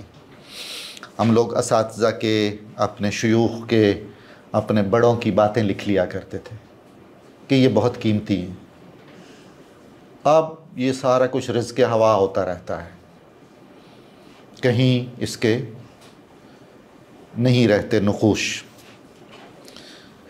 اقبال نے کہا کہ میں نے گوئٹے کے بارے میں ایک کتاب میں پڑھا ہے کہ جب گوئٹے نے قرآن کریم کا جرمنی ترجمہ پڑھا تو اس نے بعض دوستوں سے یہ کہا کہ یہ کوئی ایسی چیز ہے، ایسا کلام ہے کہ میں جب پڑھتا ہوں تو میرے جسم کے اندر روح تھر تھر آتی ہے، روح کانپتی ہے میری. ایک صاحب تخلیق ہے نا گوئٹے، ایک ذہن عظیم ہے گوئٹے، تو اس کے قلب کو اور اس کی روح کو وہ اہتزاز یقیناً محسوس ہوگا جو اگرچہ ترجمے کی شکل میں اس تک منتقل ہوا. اور اس کی عظمت اس میں ہے کہ اس نے اعتراف کیا، اور اس کے جو لکھنے والے ہیں ان کی بھی اچھائی اور بڑائی ہے کہ انہوں نے اس کو لکھ دیا. اور علامہ نے جو ان کو قرآن سے رغبت تھی اور جتنا وہ متاثر گوئٹے سے تھے، انہوں نے اس کو کوٹ بھی کیا اور وہ ایک سند کے طور پر موجود ہو گیا. ایک مسئلہ آخری جو میں عرض کرنا چاہوں گا وہ یہ ہے کہ اقبال کو تعویل قرآن سے بڑی الجھن ہے. تعویل ایک لمبی بحث ہے کہ ایک آیت ہے، اس کا ظاہری حکم یہ ہے، یا ایک دو احکام ہیں جو اس سے ہم نکال سکتے ہیں، لیکن ہم اس کو بہانہ بنا لیں اور اس میں ہیلا تراشی شروع کر دیں اور مرضی کے معانی ڈالتے جائیں اپنے آپ کو بچانے کے لیے. دس از تعویل. کچھ تعویلات ہوتی ہیں جو مستحسن ہیں، کچھ تعویلات ایسی ہوتی ہیں، ایسی منمانی تشریحیں ہوتی ہیں جو خود بتا رہی ہوتی ہیں کہ ہم پہ نہ رہیے گا، ہم کسی خاص ایجنڈے کے تحت اس تشریح کے روپ میں آئی ہیں. اور چونکہ یہ کام علماء کیا کرتے تھے، آپ نے قرآن کریم میں بھی پڑھا ہوگا، قرآن کریم نے یہودیوں اور عیسائیوں کے علماء کو ذمہ دار ٹھہرایا ہے. یحرفون، آپ تحریف کر دیتے ہیں، تحریف لفظی بھی، تحریف معنوی بھی.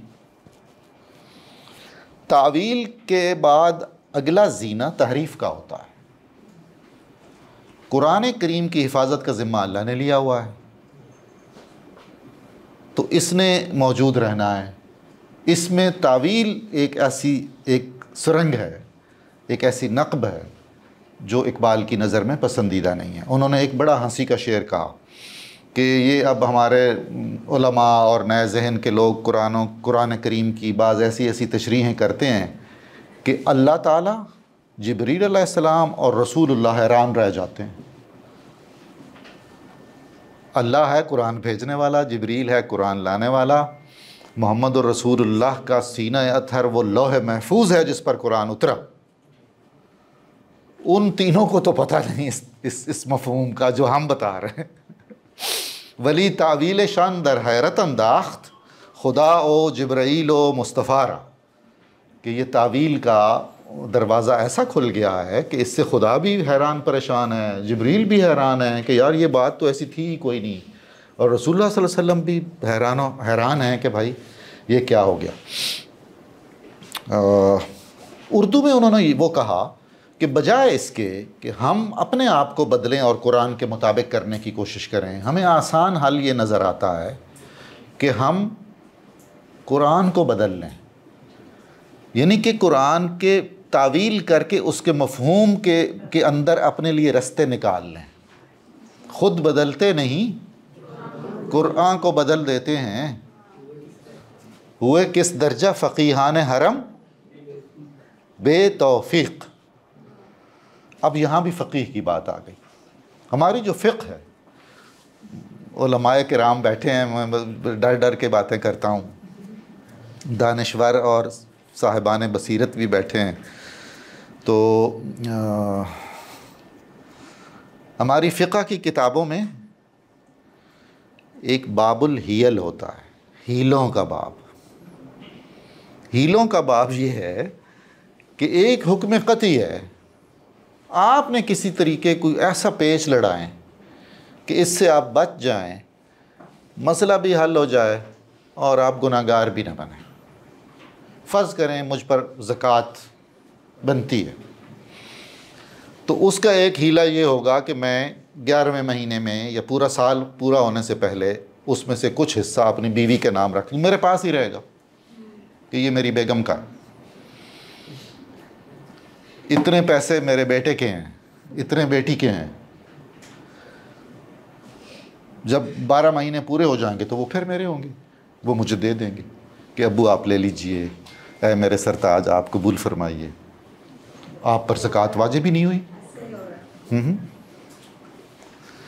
تو یہ رستہ کس نے دکھایا ہے؟ علماء نے۔ تو اقبال اگر اس پر چیختے چلاتے ہیں تو بے جواز نہیں ہے۔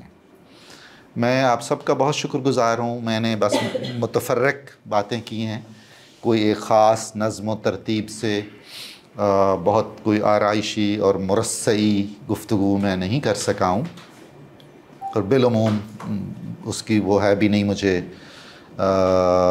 مہارت نہیں ہے۔ تو ابھی ہم کچھ بات چیت کریں گے، آپ کچھ مجھ سے بات چیت کرنا چاہیں اس موضوع سے متعلق کوئی اور، تو میں حاضر ہوں۔ بہت شکریہ آپ کا، آپ سلامت رہیے۔ اس ادارے کو اللہ تعالیٰ مزید پھلنے پھولنے کی توفیق عطا فرمائے، اور ہمیں قرآن کریم کے قریب کرنے کی توفیق عطا فرمائے، قریب ہونے کی توفیق عطا فرمائے۔ ڈاکٹر ایک کتاب ہے اقبال بعد از وصال، جی تشریف رکھ سکتے ہیں؟ اچھا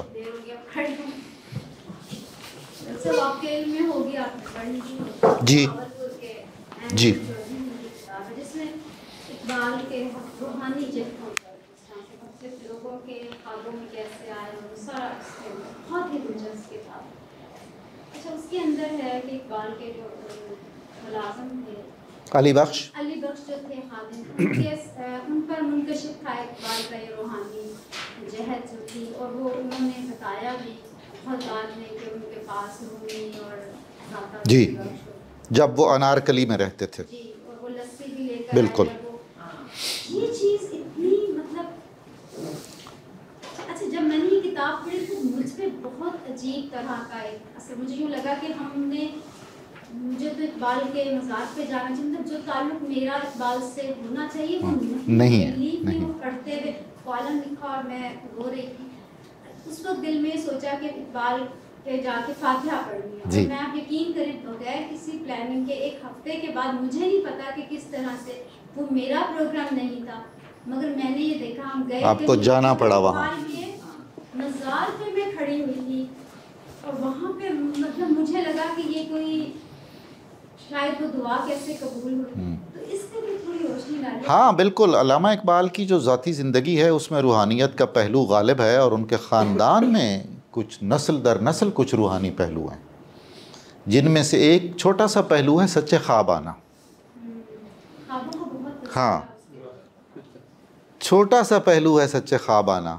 ڈاکٹر جاوید اقبال، انہوں نے اپنی سوانح عمری میں اپنے خواب بتائے ہیں، جو بھٹو کو جب پھانسی ہوئی، بالکل اور اقبال بھی کہیں ناراض تھے، ناراض، ایگزیکٹلی، بالکل بالکل بالکل۔ شیخ نور محمد نے اقبال کی پیدائش سے پہلے کیا دیکھا تھا؟ ایک سفید پرندہ آ رہا ہے، اور کسی نے انہیں بتایا کہ یہ آپ کا ایک فرزند ہوگا جو بڑا ہی بابرکت فرزند ہوگا۔ تو یہ ہیں چیزیں۔ اب تو خود سائنسدان اس سلسلے میں پہلے انکار کیا کرتے تھے، اب سکوت اختیار کرتے ہیں، اور انشاءاللہ بہت جلد اقرار کریں گے کہ یہ جو کچھ ہمیں دکھائی دے رہا ہے اس سے ہٹ کے بہت کچھ ہے۔ پتہ نہیں کتنی دنیایں ہیں۔ وہ بڑا مجھے اچھا لگتا ہے وہ جو معذور سائنسدان، ہاں مطلب یار کیا اچھا، دیکھو نا، معرفت یعنی خدا کو پہچاننا، اس کے مختلف رستے ہیں۔ صوفی کا رستہ بھی وہی ہے، سائنسدان کا رستہ وہی ہے، شاعر کا، عاشق کا رستہ بھی وہی ہے، تجربات میں بھی کافی ساری ہم آہنگی ہوتی ہے، اور اس سارے محترم ہیں، وہ مخلص لوگ ہیں، وہ انہیں جو جتنا سمجھ آتی ہے وہ اتنا کہتے ہیں اور بتاتے ہیں۔ اچھا، یہ جو سائنسدان جو سمجھتے سوچتے اور بتاتے ہیں وہ اگر کہیں تو ہم مان لیتے ہیں۔ سائنس نے بہت ساری ایسی باتیں بتائی ہوئی ہیں 50 سال پہلے جو آج سچ ہو رہی ہیں، اس وقت مذاق ہو رہا ہوتا تھا، عین ممکن ہے انڈر کویسچن ہوتی ہوں گی باتیں۔ تو جو دوسرے سالک ہیں مختلف رستوں سے جاتے ہوئے، ان کی بات پر ہم کیوں اس قدر یقین نہیں رکھتے ہیں؟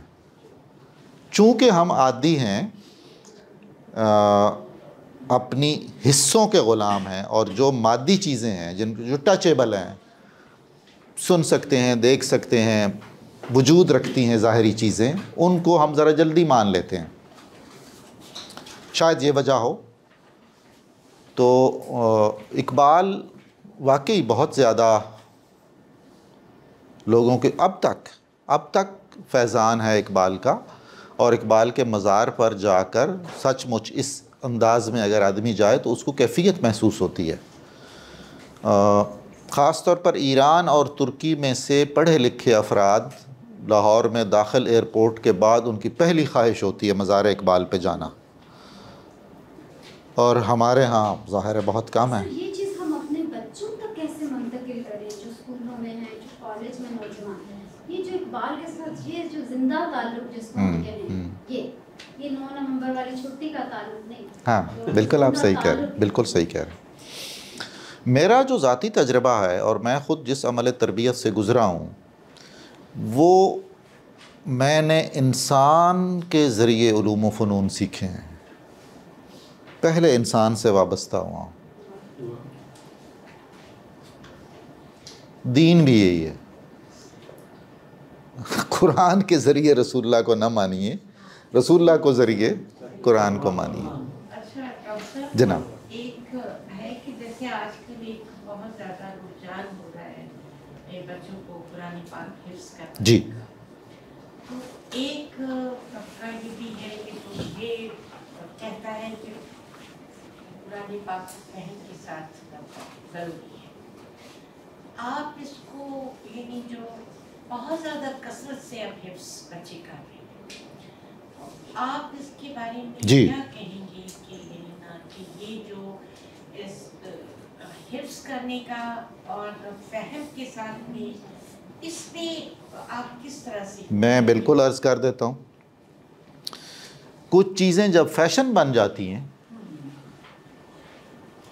तो उनमें यकीन रखिए कि रूह कम से कमतर होती जाती है।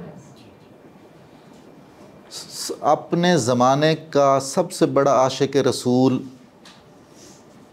रोज़ा रसूल पे नहीं जा सका, अल्लामा इकबाल। आप और हम दूसरे महीने चले जाते हैं उम्रे पे। रस्म बना ली ताकि मैं बता सकूं कि मैंने इतने उम्रे कर लिए, इतने हज कर लिए, और मेरे अखलाक और बिल्कुल ऐसा ही हैरत है। इतनी मोहब्बत हाँ, और वो नहीं कर सके। जी बिल्कुल, ये शायद कुदरत ने भेजना चाहती। बिल्कुल ऐसा ही है। इसी तरह कुरान करीम का हिफ्ज़ करना बहुत बाबरकत अमल है। माँ बाप की ख्वाहिश है कि वो बच्चों के कंधों पे सवार होकर जन्नत में जाएं, अपने अमल पर न जाएं। तो एक तो ये मसला है, उसमें बच्चों के साथ ज़्यादती भी हो जाती है। हमें रुझान देखना चाहिए और यानी इसको एक फ़ैशन नहीं बना लेना चाहिए। और फ़हम तो ज़रूरी है। अच्छा, फ़हम हर एक में नहीं आ सकता। फ़हम में कुछ आदमी की अपनी तगोदो है और सबसे ज़्यादा अता है। हर कोई दस्तक देता है ना, हर दस्तक पे दरवाज़ा नहीं खुलता। दस्तक देने वाला काबिल एहतराम है, काबिल मोहब्बत है, उसने दस्तक तो दी, उसने अपना फ़र्ज़ अदा कर दिया। तो जो कुरान हिफ्ज़ करता है और उस अच्छा, एक मसला जो हम कभी नहीं बताते हैं वो ये है कि हाफिज़ कुरान अगर कुरान करीम को भूल जाएगा तो फिर क्या होगा। मैंने फ़रते जज्बात में 10 बच्चों को हिफ्ज़ करवा लिया, उनमें से 4-5 साल के बाद हिफ्ज़ मुकम्मल किसी एक का भी न रह सका। उसने 2-4 दफ़ा तरावीह में पढ़ा दिया, सुना दिया, उसके बाद वो फारिग है। अब आखिर में पता चला कि उतनी ही चंद सूरतें याद हैं जो हर मुतवस्सित से मुसलमान को याद हैं। तो उसकी जो सज़ा है या उसका जो वो है खसारा है, वो भी तो हमें पेश नज़र रखना चाहिए। दीन के मामले में हमारा नुक्ता नज़र जब तक कारोबारी से हटेगा नहीं ना, उस वक्त तक बेहतरी नहीं आएगी। मतलब हमें एक हिर्स मची हुई है, जैसे हमारे तालीमी इदारों में एक ग्रेड की हिर्स है, नंबरिंग। इतनी दफ़ा ये करेंगे तो जन्नत में इतने दरख्त लग जाएंगे, इतनी दफ़ा ये करेंगे तो वो ठीक है। रज़ाए इलाही सबसे बड़ी नेमत है, मोहब्बत इलाही, रज़ाए इलाही, वो मतलूब व मकसूद है। सूफिया की जो दुआ है वो जो तकरीबन हर सिलसिले में राइज है, या अल्लाह तू ही मेरा मकसूद है, तेरी रज़ा ही मुझे चाहिए, तू ही मेरा मतलूब है, तेरी खुशी ही मुझे अज़ीज़ है, मेरी तू ही मंजिल है। कुरान ने भी तो कुल इन्ना सलाती व नुसुकी व महयाय व ममाती लिल्लाहि रब्बिल आलमीन, उसमें कोई जन्नत का ज़िक्र नहीं। लेकिन चूँकि जन्नत और दोज़ख का कुरान करीम में ज़िक्र है तो हम उनका इनकार नहीं कर सकते हैं। लेकिन इसमें थोड़ा सा हमें समझदारी करनी चाहिए कि इसको जी जी कि जैसे आपने कहा कि जो कुरान पाक की तालीमात हैं वो हर दौर के लिए वैलिड हैं, यानी कि हर दौर के जैसे जैसे वक्त आगे जाता जाएगा उसके तनासर ज़िंदगी के हमारे सियासी और जो और फिक्री बदलते चले जाते हैं। तो कुरान पाक में हर चीज़ का जवाब मौजूद है। एक दफ़ा आपने टॉपिक बताया कि ताबीलें घड़ना, अब हम आगे जैसे जैसे आगे दौर में जाएंगे तो हम कैसे तमीज़ कर सकेंगे कि ये नए दौर के मुताबिक वज़ाहत हो रही है बिल्कुल और वैलिड है और सच्ची है, आप सही ताबील घड़ी जा रही है, सही फरमा के दरमियान इंसान कैसे तफरीक करे? जी, ये बहुत अच्छा सवाल है और इसका आसान है बड़ा हल। तावील जो मनफी तावील है वो है कि हमें कुछ चीज़ें मुसल्लमात तय हैं, मालूम है। फ़र्ज़ करें अब कोई 23वीं सदी में, अब 21वीं सदी है, 23वीं सदी में कोई कहे कि ऐसा करें कि नमाज़ें 3 कर लें, इस तरीके के, इससे ये निकलता है मफ़हूम। इस नौइयत की जो तजदीद होगी वो नहीं होगी। ज़ाहिर इज्तिहाद का मतलब यही है कि कुरान और सुन्नत के मेयारात के मुताबिक, उसके दिए हुए उसूलों के मुताबिक किसी मसले पर सोचना और नहायत दयानतदारी से اس کا حل تلاش کرنا. یہ جو ہماری مختلف فقہ ہیں، حنفی ہیں، شافعی ہیں، حنبلی ہیں، جعفری ہیں، یہ ساری اسی طرح قرآن کریم کے معانی اور اس کے مفہوم کو ایکسیس کرنے کی کوشش ہے نا. میرا آپ پر اعتماد ہے تو آپ نے کہا میں سمجھتا ہوں کہ آپ علم میں، فضل میں، تقوی میں، زہد میں میرے لیے بہتر ہیں، تو آپ نے کہا کہ اس مسئلے کا میرے ذہن میں یہ حل ہے.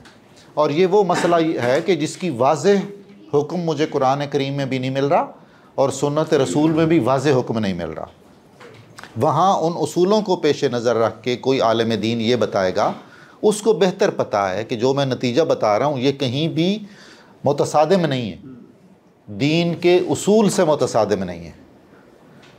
اب دیکھ لیجئے سود ہے تو آپ اس پر ٹیگ لگا دیں منافع کا، جتنا بھی اجتہاد کر لیں تو یہ تعویل ہے. بینکوں نے یہی کیا ہوا. جی بالکل. مولانا تقی عثمانی صاحب کا اب وہ میزان والوں نے جو فتویٰ لیا ہے وہ اس کو یہی کرتے ہیں. جی. اور اس میں کیا ایک عام لوگوں کے لیے کیا اسلامی بینک اور اس کا مطلب سارے تعویلات کی تعویلیں. میں تو دیکھو بھائی اسلامی شہد لیتا ہوں، اسلامی کھجوریں لیتا ہوں. آپ صاحب اس کے بارے میں کیا کہیں گے کہ یہ جو وقت کے بدلتے ہوئے جی اس میں یہ ایکسیپٹیبل ہیں، ان کو ان کے ساتھ کوپ کرنا اب چاہیے؟ جی نہیں، حرام اور حلال. السلام علیکم، کیا حال ہے؟ خیریت سے؟ ٹھیک، طبیعت اچھی ہے؟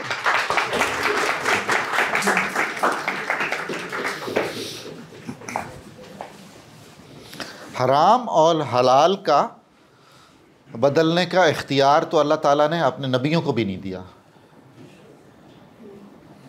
قرآن کریم میں ہے کہ اے نبی آپ حرام نہیں کر سکتے اس چیز کو جو اللہ نے حلال کی ہوئی. تو ہم کسی بھی عذر کے تحت کہ اب زمانہ یہ ہے، اب دور یہ ہے، اب تقاضا یہ ہے، اب مسئلہ یہ ہے، تو حرام حلال کی حد تک نہیں جا سکتے. ڈاکٹر صاحب یہاں ایک ہے کہ ہمارے جو حنفیہ جو مسلک ہے جی جی اس میں امام ابو حنیفہ جو تھے انہوں نے ان کے ہاں احادیث میں جیسے کہ ان کی مجلس شورا جو تھی، جو کہ وہ خود بہت سوشل تھے، کپڑے کا کاروبار کرتے تھے اور وہ ان ٹچ ہوتے تھے. بالکل بالکل. تو بہت سارے ایسے مسائل وہ دیکھتے تھے جن میں وہ سمجھتے تھے کہ انہیں ترمیم یہ کرنی چاہیے، تو وہ اس مسئلے کو اپنی شورا کے پاس لے کر جاتے تھے کہ آپ 40 دن تک وہ اس کے اوپر گفتگو کرتے تھے تو وہ فائنل کرتے تھے. ایسا ہی ہے. تو اس میں بدلتے ہوئے وقت کے ساتھ میں بہت ساری تبدیلیاں جو تھیں وہ آئیں. بالکل. اور وہ ایکسیپٹیبل بھی ہوئی. جی. تو اب آپ دیکھیے کہ اب جیسے کہ ابھی بات ہوئی ہے کہ یہ حرام اور حلال کی جو بینکوں کا ہے، اب اس میں ویریشنز ہیں کہ کوئی عورت یا کوئی ایسی فیملی جن کو ایک پروویڈنٹ فنڈ ملا ہے یعنی سروس کے بعد میں اور وسائل نہیں ہے، تو اس صورت یہ نہ سوال کرے، مجھے بھی ملنے والا ہے، میں بھی پریشان.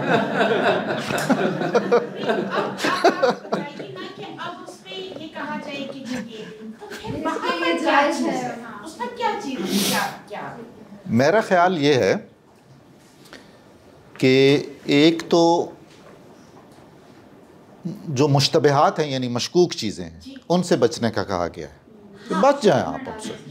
جہاں آپ رسول اللہ صلی اللہ علیہ وسلم سے پوچھا گیا کہ جی گناہ کیا ہے، آپ نے فرمایا گناہ وہ ہے جہاں آپ کا دل ایسے ایسے ایسے کرے کہ بھائی there is something wrong. ٹھیک ہے. دوسرا مسئلہ یہ ہے کہ اسلام میں قطعاً اسلام سلامتی کا، آسانی کا، سہولت کا، انسان دوستی کا مذہب ہے، اور کسی مذہب کا یہ مقصود نہیں ہوتا کہ وہ اپنے ماننے والوں کو یا انسانوں کو ذلیل و خوار کر کے رکھ دے. لیکن آپ اور میں یہ متعین نہیں کر سکتے ہیں.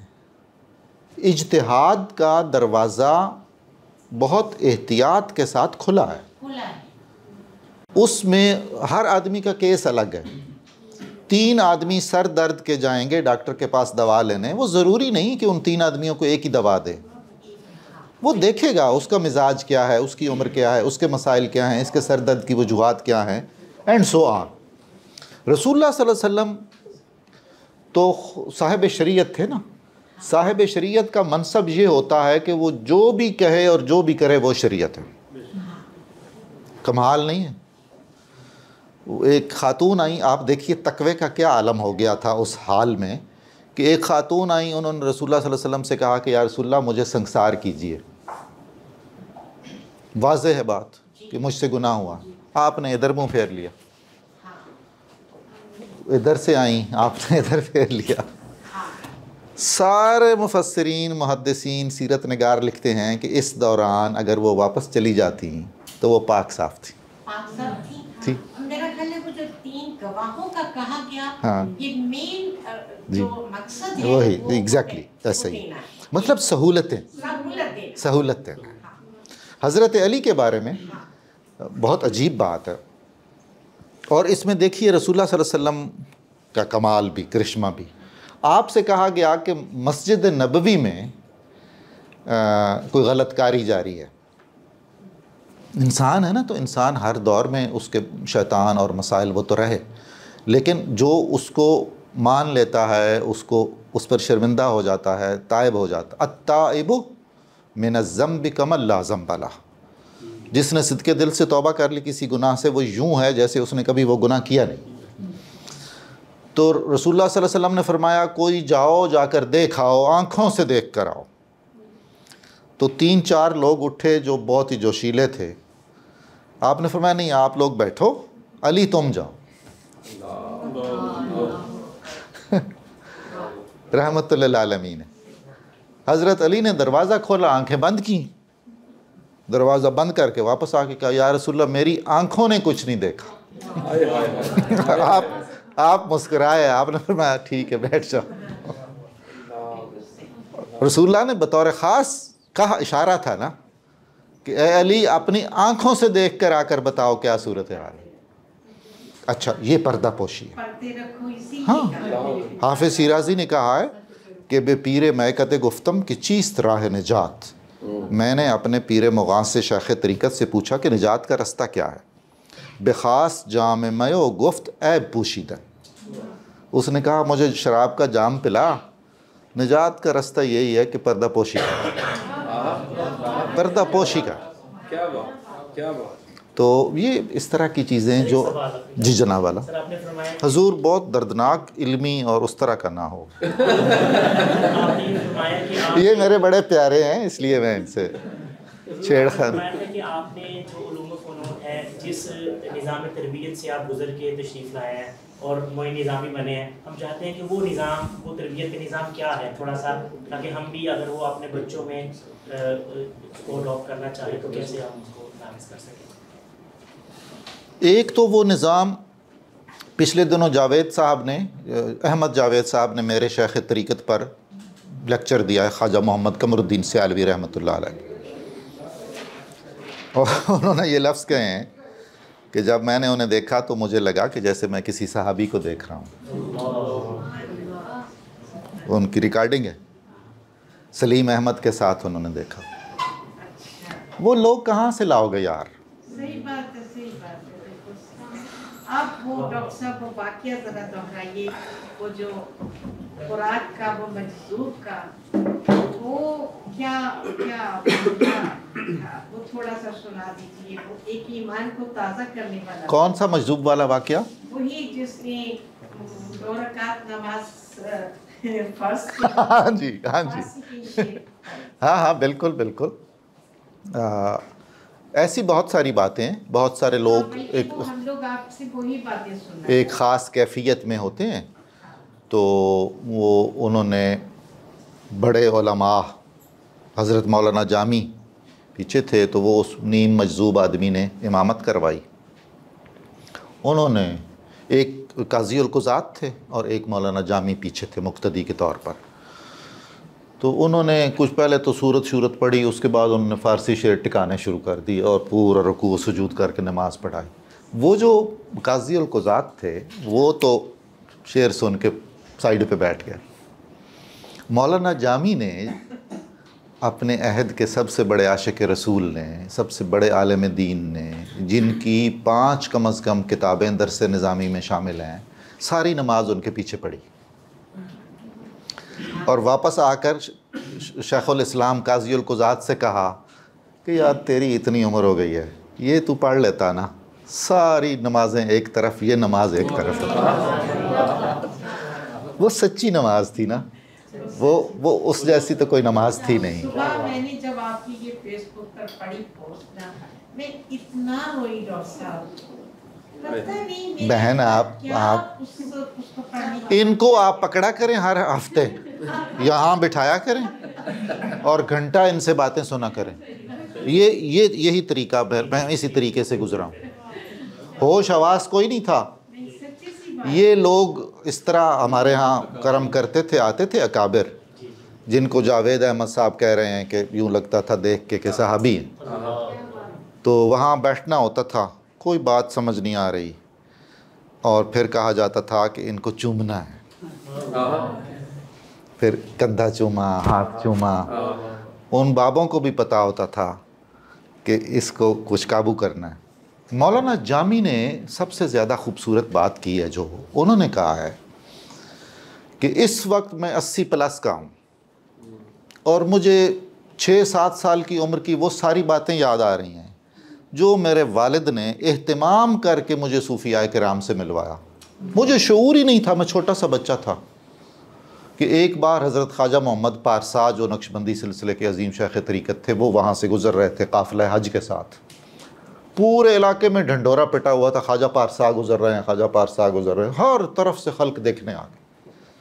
اب کثر توحید کے مسائل ہو جاتے ہیں، کوئی اس سے کچھ نہیں فرق پڑتا. تو کہتے ہیں میرے وہ اونٹ پہ تھے، کجاوے پہ تھے، تو میرے والد کے ایک دوست جو لمبے قد کے تھے، والد کو یہ خواہش تھی کہ یہ بچہ ان کو ٹچ ضرور کرے. تو انہوں نے لمبے قد کے دوست کے کندھوں پہ مجھے بٹھایا. وہ رش میں سے ہوتا ہوتا شیخ کی سواری تک پہنچا اور مجھے اس نے بھی اوپر کیا. تو شیخ نے ہاتھ لگایا مجھے اور کھجور دی. کہتے ہیں آج 80 سال بعد مجھے لگ رہا ہے کہ ایسے میں پتہ نہیں مجھے کیا ملا اس وقت، اس لمحے میں. علامہ اقبال کا بھی جو سارا مسئلہ ہے نا، مطلب کتنی کوئی زبانی تبلیغ کی ہوگی شیخ نور محمد نے ان کی یا والدہ نے. وہ چلتے پھرتے اسلام کے اچھے نمونے تھے. بہت کثرت علم نے اور کثرت تجزیہ نے ہمارے ایمان کے استحکام میں اور اس کے معیار میں کمی کی ہے. سر میرا جناب، سر ہمارے پاکستان میں سب سے زیادہ محافل میلاد، سب سے زیادہ مجالس، سب سے زیادہ تبلیغ، سب سے زیادہ قرآن پہ، تفسیر پہ، احادیث پہ لیکچر ہوتے ہیں، لیکن ہماری قوم کی تربیت کی دن بہ دن کمی واقع ہوتی ہے. اس کی کیا وجوہات ہو سکتی ہے؟ اس پہ کچھ ریزولوشن ہے؟ کچھ چیزیں جب رسم بن جاتی ہیں نا تو ان میں سے روح نکل جاتی ہے، اور ہم عادی ہیں نمود و نمائش کے، ظاہر داری کے. تو بڑی انفارچونیٹ صورت ہے. یہ صرف پاکستان کی نہیں ہے، پوری امت مسلمہ میں یہ حال ہے. اگر ساری امت میں آدھے بھی ٹھیک ہوتے تو فلسطین کے یہ حالات نہ ہوتے جو ہو رہے ہیں. جاوید نامہ کے بارے میں کچھ بتائیے. جو علامہ اقبال نے تصوراتی سفر کیا تھا، جی سیاحوں میں گئے تھے، جی جی قرۃ العین طاہرہ سے ملے تھے، ایک نبیہ ہونے کا جس نے دعویٰ کیا تھا، وہ تو مجھ سے. یہ جاوید نامہ بہت ہی ان کی نا اعلیٰ پائے کی، سارے کلام ان کا اعلیٰ پائے کا ہے، لیکن یہ بہت زیادہ. اصل میں وہی عرض کر رہا تھا کہ ہمارے ہاں جو بیٹھک کا تصور تھا نا، کسی بھی فن کے بڑے آدمی کی بیٹھک پر بیٹھنا، چاہے وہ گلوکار ہے، چاہے وہ عالم دین ہے، چاہے وہ شیخ طریقت ہے، مربی ہے، مرشد ہے، استاد ہے، کچھ بھی، اس کے بغیر آپ نہیں کچھ کر سکتے. حرف پریشان کہہ اہل نظر کے حضور، علامہ اقبال نے کہا. سنیے، حضرت داتا صاحب نے لکھا ہے، ان کے شیخ تھے ابو القاسم کشیری رحمۃ اللہ علیہ، انہوں نے کتاب لکھی ہے. ان کے خاندان میں عورتیں بھی مفسر اور محدث تھیں. مولانا کو معلوم ہے، کشیری خاندان. عورتوں کے نام ہیں مردوں کی سندوں پر. تو ہاں جی، اور ان کا جب لیکچر ہوتا تھا تو اس زمانے میں وہ جو کشیر چھوٹا سا گاؤں تھا تو اس سے باہر تک لوگ چلے جاتے تھے بات سننے، اتنی وہ خوبصورت بات کرتے تھے. اور داتا صاحب نے لکھا ہے کہ وہ فرماتے تھے کہ مجھے ناز ہوتا تھا اپنی بات پہ، میں خود بھی انجوائے کرتا تھا. اب سنیے آگے بات آنے والی اصل. وہ جاتے تھے ایک ایسے بزرگ کے پاس جو ان پڑھ تھے، اور اس ان پڑھ بزرگ کے پاس ابو علی سینا بھی جاتے تھے. اس ان پڑھ بزرگ کے ساتھ ایک اور عظیم الشان شیخ ابو سعید ابو الخیر بھی جاتے تھے. اس ان پڑھ بزرگ کا نام تھا ابو الحسن خرقانی، جو نقشبندی سلسلہ طریقت میں ان کا نام آتا ہے. داتا صاحب فرماتے ہیں کہ میرے استاد فرماتے تھے کہ یار مجھ پر اللہ کا بڑا فضل ہے. جی بالکل ہے فضل. کہتے نہیں یہ خاص فضل ہے. جناب کیا خاص فضل ہے؟ کہ میں جب حدود خرقان میں داخل ہوتا تھا میری زبان بند ہو جاتی تھی، میں صرف سنتا تھا. ایک لمحہ بھی میں نے سوال میں ضائع نہیں کیا، میں بول ہی نہیں سکتا تھا. کہ مجھ پر اللہ کا خاص انعام ہے کہ میں نے وہاں صرف سنا. ایک صاحب ہیں حضرت خواجہ عبداللہ انصاری رحمۃ اللہ علیہ، 40 جلدوں میں انہوں نے تفسیر قرآن لکھی ہے. انہوں نے اپنے دیباچے میں لکھا ہے کہ یہ سارا کچھ اس آدمی کا فیض ہے جس کو الحمد شریف نہیں آتی تھی. شیخ ابو الحسن خرقانی عربی طرز میں حمد نہیں کہہ سکتے تھے. تو یہ تو کچھ عجیب ہی مسئلہ ہے نا. ابو علی سینا ملے تو کئی دفعہ آئے گئے. ابو علی سینا ہمارے روایت میں وہ عقل کا استعارہ ہے، علامہ نے بھی ان کو، اور ریزننگ کا اور لاجک کا اور جیسے، لیکن ان کے ہاں بہت رجحان ہے. وہ ان فلسفیوں میں سب سے اہم ہیں جنہوں نے صوفیاء پر چیپٹرز لکھے اور ایک ہمدردانہ رائے دیے، اور ان کے ساتھ خط کتابت کی ہے، اور ان کی زیارت کے لیے گئے ہیں. تو خرقان بھی جاتے تھے تو 2-3 دفعہ گئے ہیں، خط بھی موجود ہیں. تو ان کا کہنا یہ تھا کہ یار یہ جو بابا ہے نا، یعنی کہ ابو الحسن خرقانی، جو کچھ میں جانتا ہوں یہ وہ دیکھتا ہے.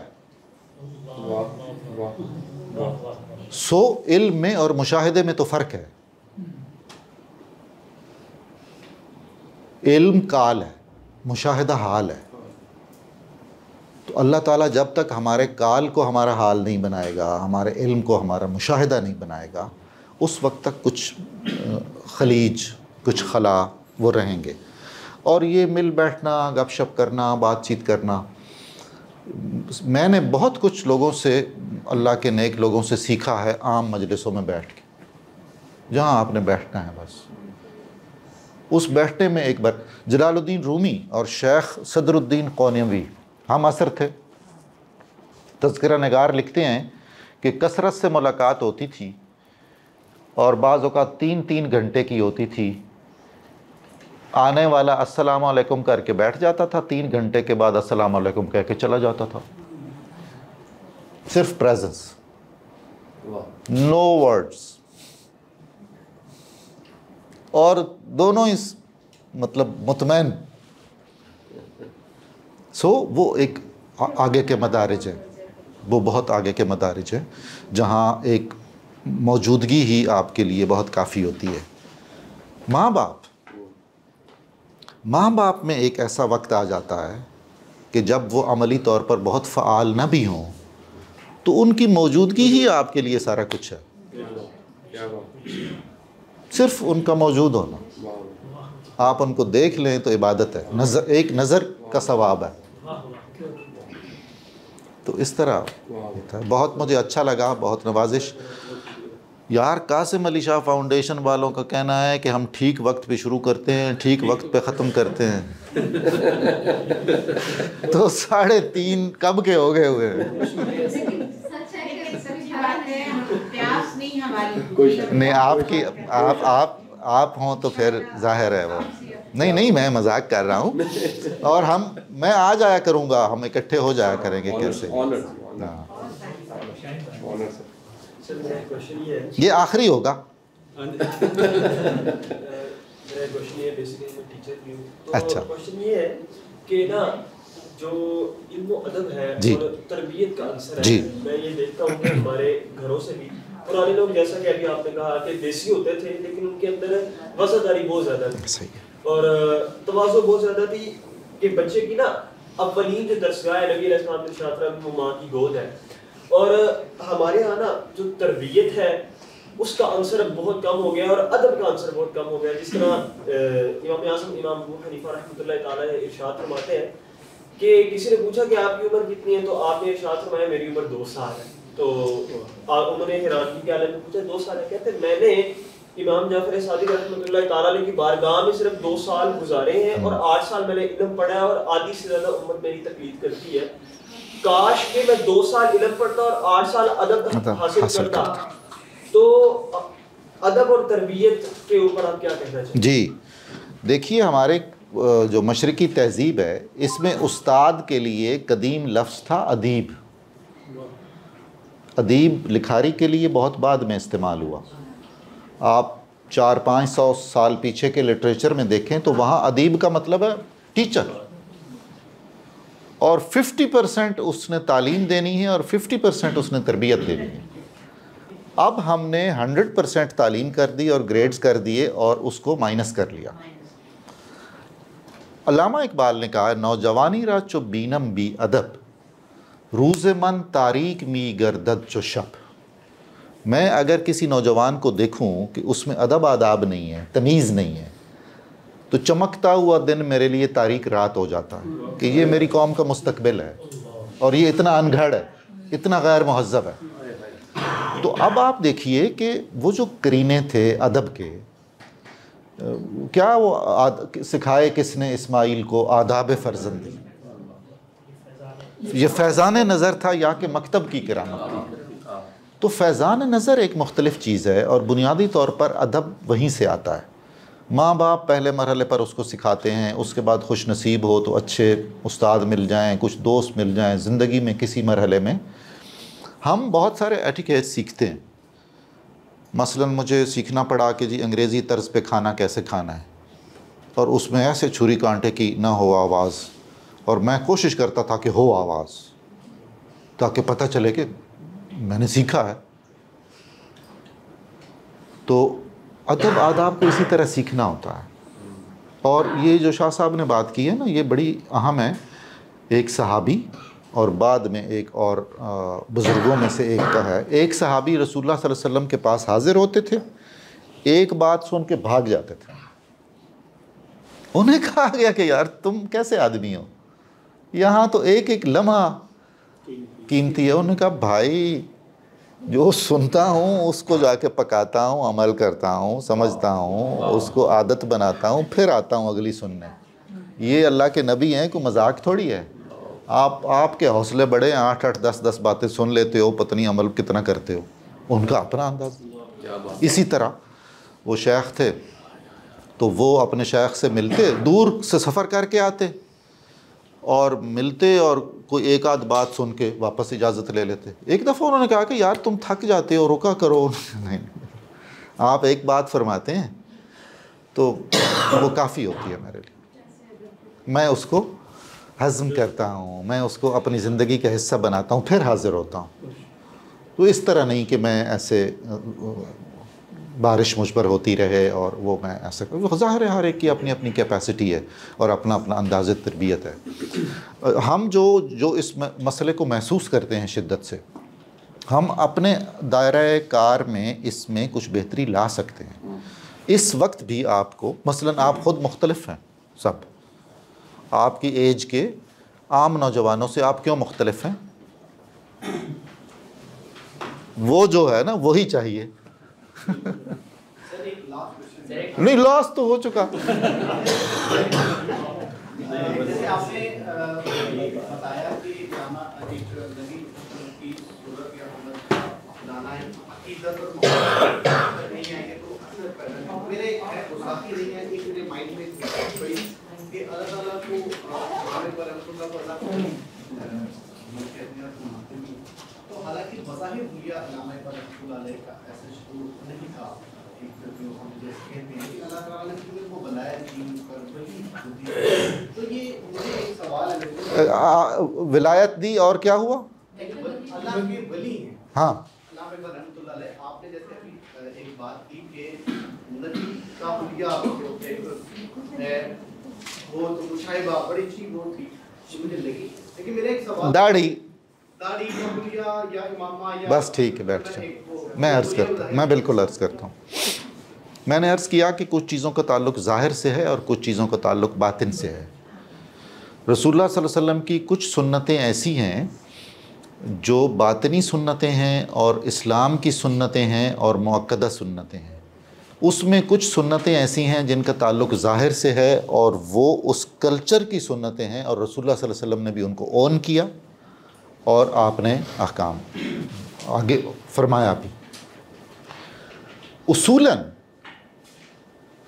एक गुनाहगार को अल्लाह ताला अगर विलायत अता फरमा दे, फ़र्ज़ करें जो बिल्कुल अच्छा भी नहीं है, नमाजी भी नहीं है, तो मेरा नहीं ख़्याल कि हम कोई उसको चैलेंज कर सकेंगे या कहेंगे क्यों ऐसा किया है। या कल क़यामत के दिन सारे जो ज़ाहिदीन हैं, आबिदीन हैं, साजिदीन हैं, राकिईन हैं, उनके लिए हुक्म हो कि आप भाई सीधा सीधा दोज़ख की तरफ तशरीफ़ ले जाइए लाइन बनाकर, और हम जैसों को कहा जाए कि इधर चले जाओ। तो मेरा ख़्याल है कि मैं यशा उसने कहा है ना, दाढ़ी के मसले के लिए या ज़ाहिरी हुलिये के लिए उलमा में इख्तिलाफ़ है। अब इस वक्त आप देखें कि हमारे यहाँ चूँकि हनफ़ी फ़िक़्ह गालिब है बर्र सग़ीर में, हनफियों के यहाँ दाढ़ी बहुत ख़ासा अहम मसला है। मालिकियों के यहाँ इतना नहीं है, हम्बलियों के यहाँ नहीं है। आप मिस्र देख लें, तुर्की देख लें, पूरी दुनिया देख लें, बहुत कम। हाँ जी जी, तो दाढ़ी हो, हुज़ूर सल्लल्लाहु अलैहि वसल्लम से ज़ाहिरी मुशाबहत हो तो सुबहान अल्लाह बहुत ही आलीशान बात है। अगर दाढ़ी हो और निस्बत मोहम्मदी का कोई ताल्लुक़ ना हो तो कौन सी चीज़ प्रेफरेबल होगी? इकबाल ने कहा, हाँ हाँ जी, हाँ, उनका एक अजीब शेर है, वो शेर सुनाते हुए मौलाना मौदूदी का फरमान, मौलाना का। यार मुझे एक बात कर लेने दो, एक बात कर, मैं सारी बातें करके जाऊंगा, मुझे जल्दी आई हुई है एक बात, वो भूल जानी है। अल्लामा इकबाल का एक शेर है, वो शेर आप सुनिएगा और आप हैरान होंगे कि ऐसी बात कभी आपने नहीं सुनी। गर न दारी अज़ मोहम्मद रंगबू अज़ दरूद खुद मयाला नामे।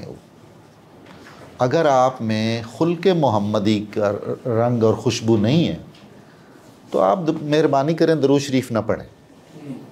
आपकी ज़ुबान इस काबिल नहीं है कि वो नाम आया आपकी ज़ुबान।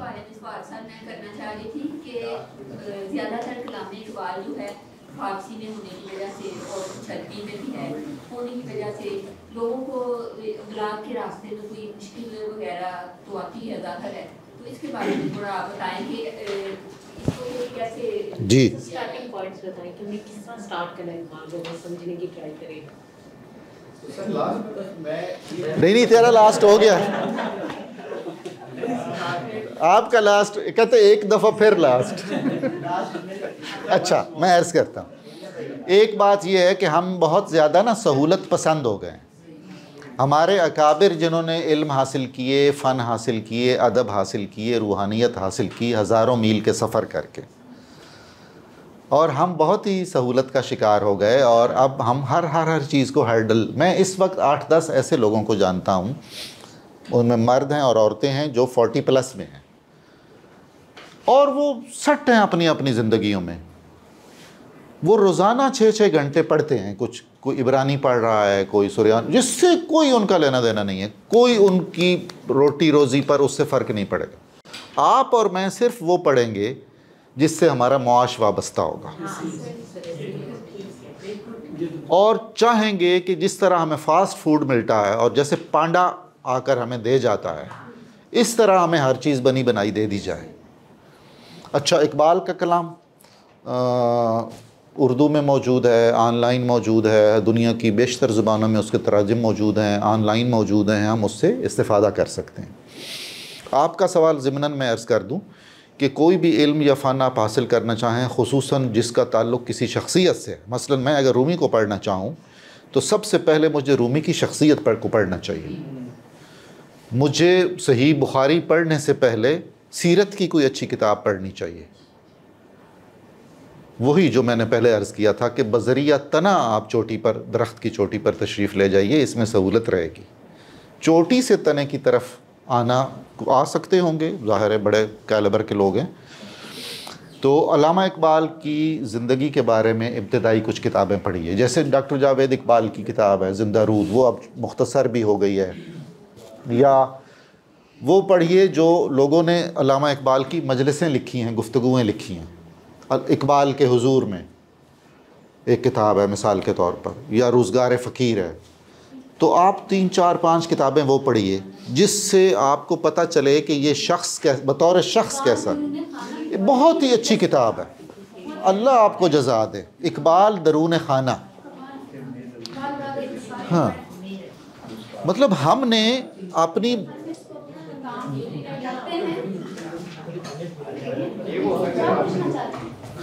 علامہ اقبال کا پارٹی کا میں ایک شعر ہے، رمز قرآن از حسین، میں نے قرآن کے رمز امام حسین سے سیکھی، تو اس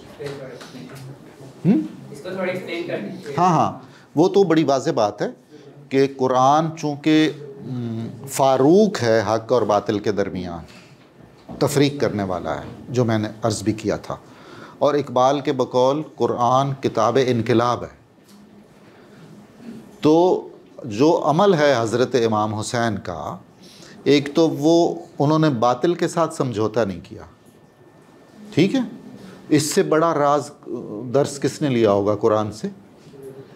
پھر وہ جو انہوں نے کہا نا مولانا محمد علی جوہر نے، اسلام زندہ ہوتا ہے ہر کربلا کے بعد، اس کا بھی یہی مفہوم ہے کہ وہ اقبال نے غالباً کہا، یہ کس کا شعر ہے کہ لوگ آسان سمجھتے ہیں مسلمان ہونا، یہ شہادت گہے الفت میں قدم رکھنا ہے، لوگ آسان سمجھتے ہیں مسلمان ہونا۔ علامہ اقبال نے واقعہ کربلا کو اور اہل بیت کو ایک مختلف تناظر میں دیکھا ہے، اور زندگی افروز تناظر ہے، وہ حیات بخش تناظر ہے، اس میں ماتم والا اور اس طرح کے پہلو نہیں ہیں، بلکہ وہ ایسا اسوہ ہے جس پر آج بھی اگر حسین ایک مثال قائم نہ کر گئے ہوتے اور شہدائے بدر و حنین اور احد نہ ہوتے تو فلسطین اس وقت سرنڈر کر چکا ہوتا۔ کیا چیز ہے جو اس کو لیے پھر رہی ہے، جنہیں پتہ ہے کہ یہ چند منٹ کے بعد، چند گھنٹوں کے بعد میری باری ہے۔ علامہ اقبال نے اس طرح کی ہر چیز کو ایک لفظ، ایک بہت خوبصورت ترکیب کے اندر بیان کیا، روح محمد صلی اللہ علیہ وآلہ وسلم۔ یعنی روح محمد تو رسول اللہ صلی اللہ علیہ وسلم کی شخصیت کی روح ہے نا۔ جب اقبال اسے وہ ابلیس کی مجلس شورا، اس میں شیطان سب سے آخری بات یہ کرتا ہے کہ یہ جو قوم ہے نا مسلمانوں کی، یہ قابو نہیں آنے والی، صرف ایک حل ہے، روح محمد اس کے بدن سے نکال دو۔ اب روح بدن ہے رسول اللہ سے عشق، رسول اللہ سے محبت، کہ کون ہے جس غازی علم دین کے مقام کو پہنچتا ہے یار؟